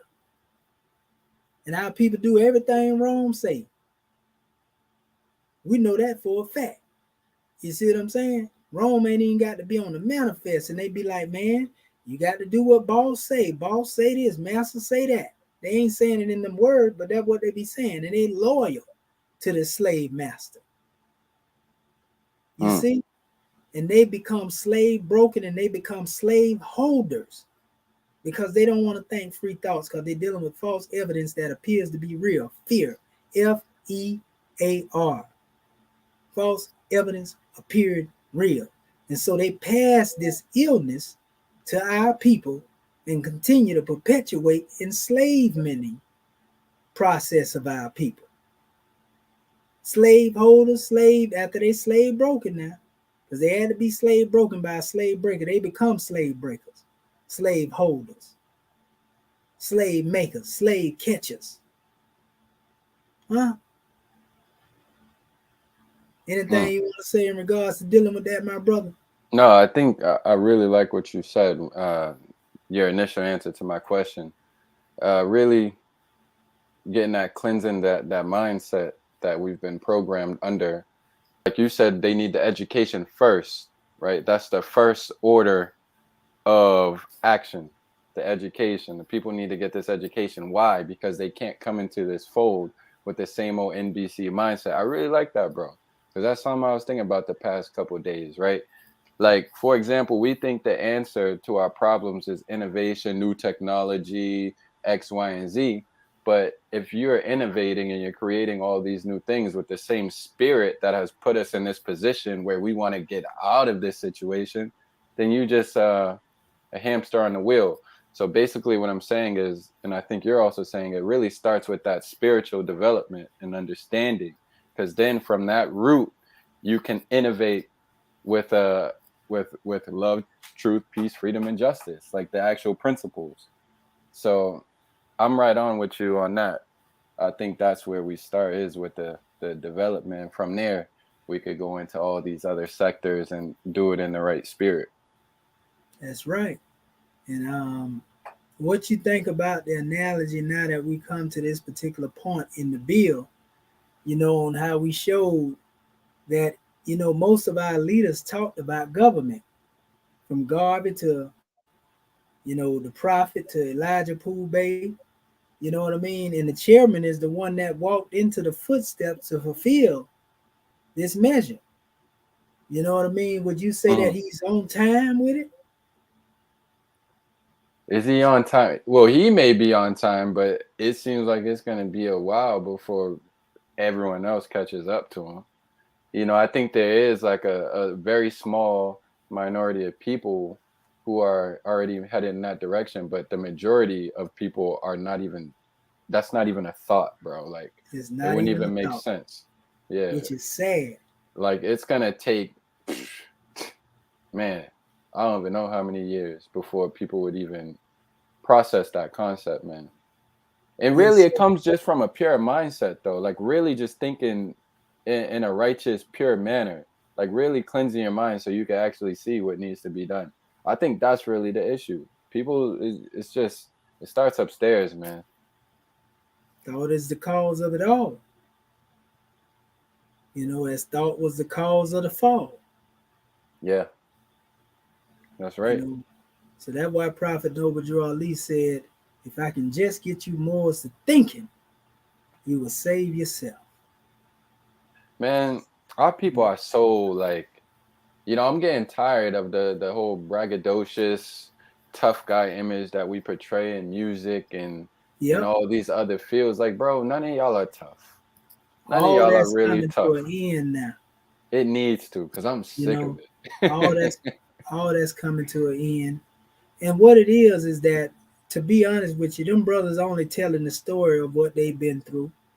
But Okay. the thing is about it though, It's it has misdirected. turned as an enemy on our people now, That's right. because it has bred a new mindset in our people.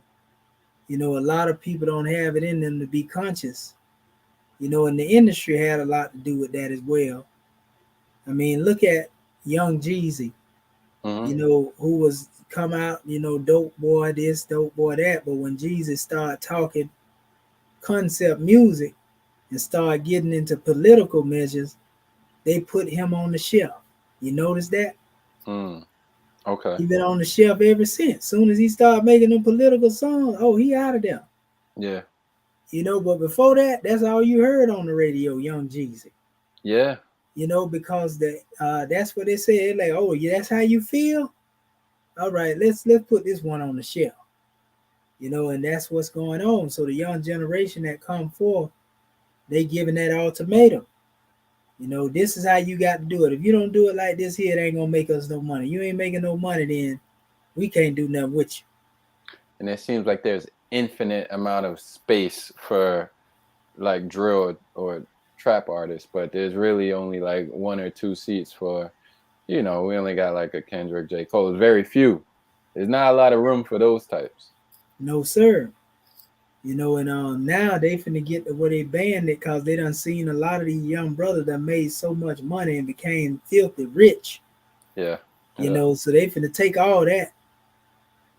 So you'll just see it. And it's gonna get bad when they start taking those types of things from the people, because we know our people gonna enfold on themselves, and that's what they want them to do, to where it becomes an implosion and they can come in and do Mm-hmm. as they will with our people, basically. Seem like that's Design, already happening. it's already going down. It's just gonna get worse. And so that's why we out here trying to get a draw into our people to wake them up, my brother. Mm-hmm. That's all we can do is, like angels, make it rain. But well, we ain't gonna be the one to determine who get wet. Mm-hmm. All the ones that's blocking themselves from being wet as well. So big bro, could you share the information with where people could learn more about the government? Oh yeah, yeah. I mean, first and foremost, you can come on our conference call. We have it 7 days a week. Conference calls, and that's like you can actually go here. Let me open up the page to our government website again, so our family can see the actual number, because we got playbacks and everything on there. Okay, let's see here. Okay, there we go. Let me share the screen. Well, I'm already sharing the screen, actually. I don't know why I'm trying to share it again. But okay, what we'll do, let's open it up.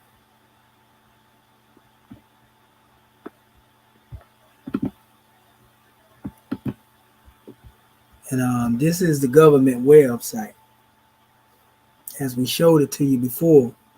And so you can navigate through this website, via through the tabs, and it'll tell you everything about the government, where we at, as far as what the plans that we have. We actually have the plans here, brother, in detail. If you go under the theocratic 12 constellation of theocratic departments, you'll see, our vision of what it is we're Oh trying to wow. accomplish. Okay. And we have like per department, because it's 12 departments: Department of Economics, I Trade was and gonna ask you Commerce, about that. That's awesome. Okay.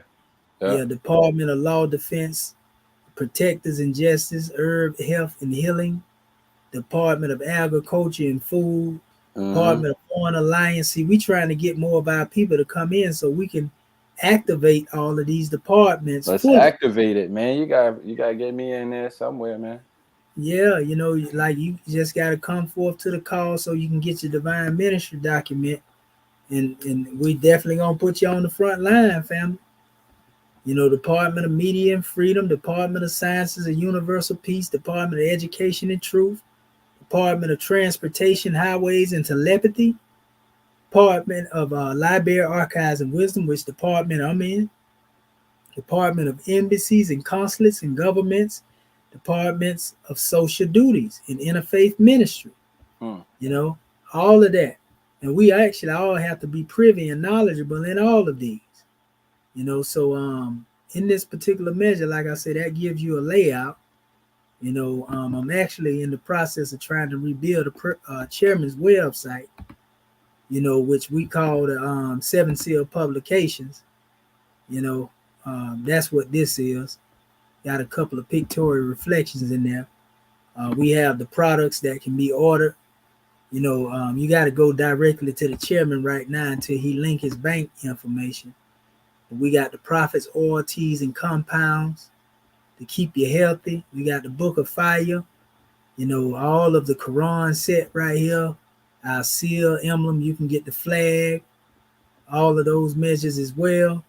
Medallions, pictures of Prophet Noble Drew Ali. Um, those are some of the things that we have, just to demonstrate Moorish pride. Um, you can also go to my website here if you want to learn a little bit more about the metaphysics and the comedic aspect. It was our chairman who actually referred to me as comedian adept Hierophant, and I just took that particular measure that was conferred and began to unfold, so to speak. I didn't name myself that, he did. Just like the Prince of Peace called him Swift Angel.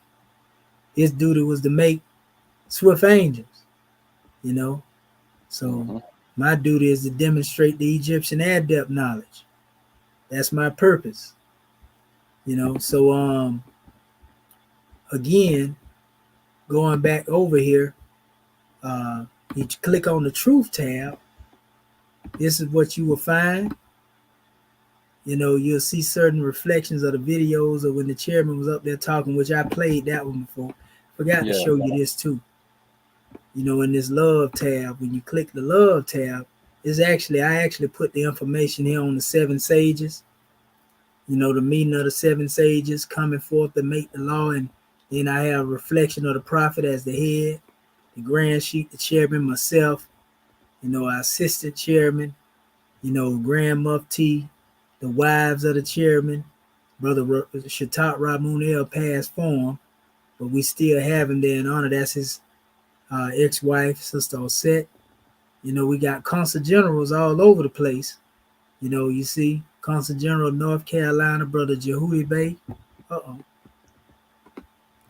We have also his wife on the manifest with him, Sister Saket. Then we had a Brother Pearson Bay, it was in Indiana consulate, and also our brother Kamachu Bay in Detroit. Our other brother that's the vice consul general. We got a brother in Iowa. We got a brother in Nebraska there. Brother in South Carolina, Grand Secretary of South Carolina, and the vice consul general. We got a brother in Oklahoma, and his vice consul general. Our brother in Texas. So Where's bro, the we really, huh? Where's the New England family at, man? Massachusetts, Rhode Island, Yeah, Connecticut, New Hampshire. they Where y'all at? they got to come forth, bro. We trying to give everybody an opportunity to be a part and parcel of aiding and assisting our people. You know what I Yeah. mean? Uh-huh. We definitely own it. So like I say, you can go through here and you'll find a lot of things in our website. Like in the peace tab, which is a symbol of showing that we really honor all religious creeds. So we ain't tripping about what it is a person demonstrate. Um, we have also in the freedom tab, you see the chairman in the picture I showed. You see the Declaration, Universal Declaration of Human Rights, which entail that every people are endowed with these rights: the right of self-government, the right of being able to express themselves, freedom of expression. This is international law for us to be able to do this. I have the picture of not the 12, but the lost tribes of Ali. And I showed, the first convention, the brother that was part of the Canaanite temple. I showed a meeting with W.B. Du Bois here, Marcus Garvey, them, all of them in the tenant meeting I was referred to earlier. I showed also another reflection of that meeting. That's Sheikh Ahmadine, who I referred to earlier. That's Mordecai Herman, them, the brothers that formed the Moorish Zionist temple. I got more pictures to put in there too. But, so we have that in the tab. We also have the census registration, where you go in to register your family and yourself. So you can go there and you see the number of registries right now is like basically 45,045 people that have already registered. So we actually have way more than enough people, but it's just people registering in the government, but they ain't really doing their full participation as they should be. You understand? So, one's got to know they stand to be accounted for. You see? So we got everything in here. We got old reflections. Like that's one of the meetings we had, because we do have meetings where we go and we build. Mashallah, now that this corona thing ain't like it used to be, I don't know if another strand coming, we're going to probably eventually have another physical meet and greet. This demonstration of the perspectives is actually supposed to be evolved into a newsletter, newspaper, so to speak. The Moorish Perspectives is what we wanted to call it. We also have, the real history behind the Treaty of Peace and Friendship, which is not something that represent us, because slaves don't write treaty. Prophet Noble Drew Ali referred to the time of 1779 and 1865 as the time of slavery. So if this treaty was written in 1781, this wasn't no treaty that was written by no Moors, because we was being enslaved at that time. It was about us. This was United States and Morocco. But that's a whole nother measure right there. A brother in the chat, sorry to cut you. A brother in the chat said, do you have passports? Yes, we do. We were the one that started getting people in the realm with passport, but guess what the Moors did with that? They went and tried to use the dang on passports to challenge the European in the courts. Them paperwork Moors. I want to be sovereign citizen Moors. And our passport was given to us under the World Service Authority, bro. Under David Gallup, who actually declared himself as a world citizen. They got footage of it where they were dragging him out, bro. But him and the chairman met each other at a book signing ceremony, rite or whatever they was demonstrating, and they became close. And basically, they had their own world passports, and everything, all documentation is legit. And so he told the chairman anything we needed, we could do it. The chairman opened it up to the Moors. The Moors went and got it and tried to give it right back to the European. Oh, wow. You know what I mean? So yeah, we got that. That ain't no problem. We were sending Moors with proclamations to get proclamations from the mayors. They took that and tried to tear it up and took it back to the European, trying to use it to prove, oh, this is my Moorish status, and it ain't got nothing to do with what they talking about. And this is what they do. We got Moors that stole our divine constitution. They done created their own website, and they talking about they the government. And all that is agent provocateur mentality. Running around here with badges, talking about they working with the FBI and all types of foolishness. You feel me? It's crazy. Yeah. So It's crazy, bro. We Gotta even clean had, them up, man. Gotta clean them up. we trying. We had the Moorish IDs we used to have where you can do your ID. I got mine in my wallet. I had it in there for years. But Moors was taking that off the website going into the European courts too. So the chairman ceased and desist on having those on our websites. You know, Moors ain't even a part of the government. Get caught up by Rome and go to talking about they part of the Moorish American government. So it's terrible. It's terrible. But it's a lot more wisdom to be learned by our family. But I wanted to share this with our people so they can have a clear conception of what it is that we demonstrate Mm-hmm. and know where we coming from. So that's my particular drawing at that point, brother. Anything you would like to say before I close this measure out? Peace to everyone that tuned in, checked out the show. Hopefully you guys make your way back. Plenty more to come. This brother's always dropping knowledge, man. Like my favorite channel on YouTube right now, at least one of them that a lot of people probably don't know about. So we on the come up. Just keep doing your thing, bro. We appreciate you. Well, yes, sir. You already know, man. That's what we got to do. We got to keep bringing the truth to our people. Keep striving to wake them up. And man, we can't help but come into a clear conception of this work that we call to do, bro. At some particular point, we are not destined for ruins. So what I want to do at this particular time, I'm gonna do it like I normally do. Close out with a particular track. And so let me go to our demonstration here. All right. We're gonna hold one up and all is well. Go ahead, brother Jay. So I'm gonna check out, but I'm still gonna be listening. I'm gonna listen to this track. All right. So I'll tune in with you the next time, bro. I got my notifications on. Everyone else, turn your notifications on. Hit the like button. Share the stream. Let's grow this family. We growing. So let's keep up the good work. Yes, sir. Peace and love. Peace and love. Peace.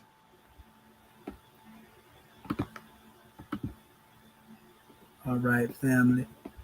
Let me pull this track up for y'all.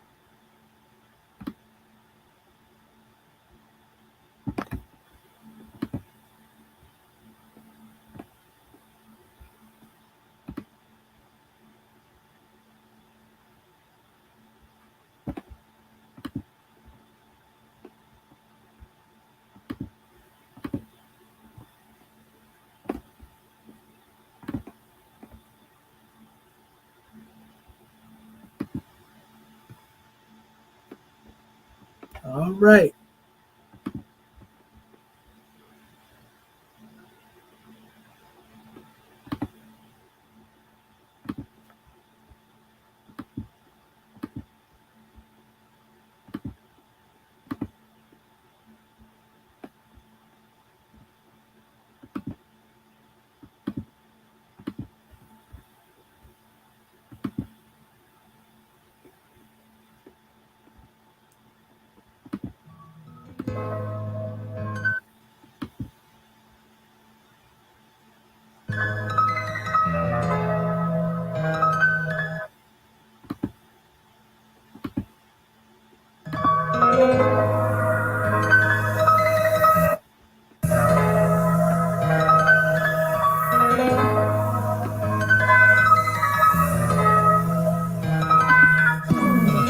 I'm scared, I'm on it.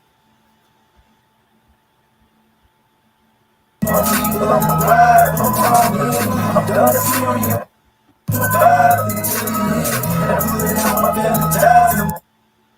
They got me.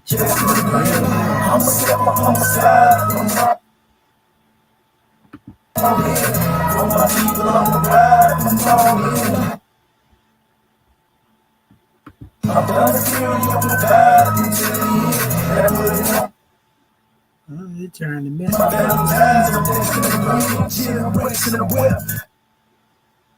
don't know what we got.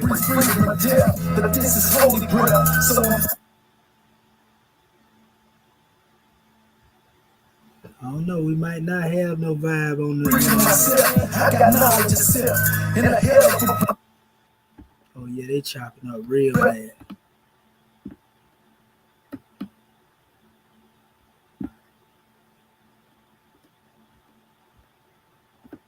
Yeah, they killing my internet So I'm connection. free to myself. I got knowledge of self in a hell of a breath. Keep a positive vibe. Strategic when I step. You went against the grain and you slandered my name.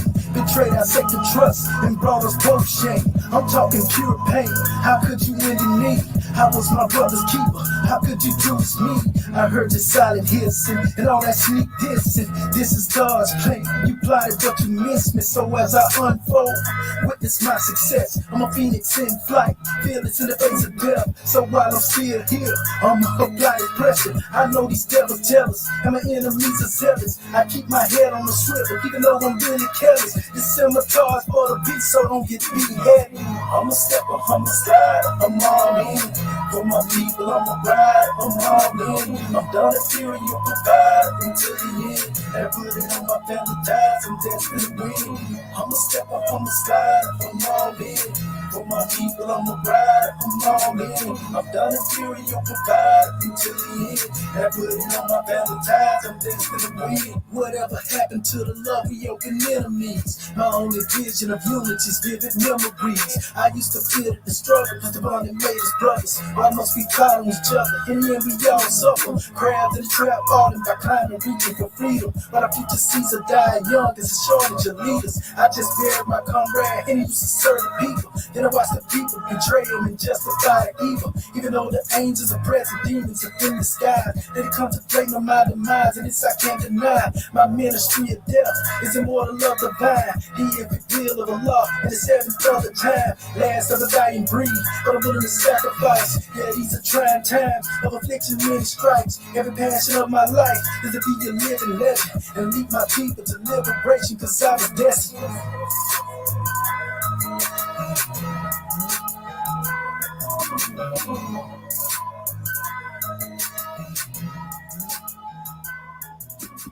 Yes, sir, family. We apologize for the choppy, but you know how it is. Rome ain't built nothing to last out here, family. But other than that, it's all love, and we just want to welcome, all of the listening ears and everybody that came forth to represent tonight.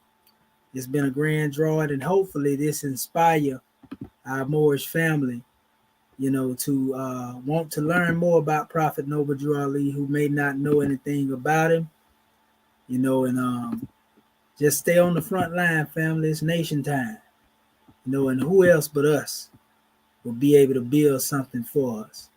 So that being said, Moorish movement, divine movement, everlasting movement, and we give honor to all of our family as part and partial of this divine and national movement, regardless of your affiliation or persuasion or wherever you come from. We all united, man, when it comes to that seven. That seven unite us all. So I just say peace, love, and law at all costs. Islamism without the schism. Shemo Tepu. Man, we can go into many other measures. But y'all know what time it is. Peace and love. We love you, family.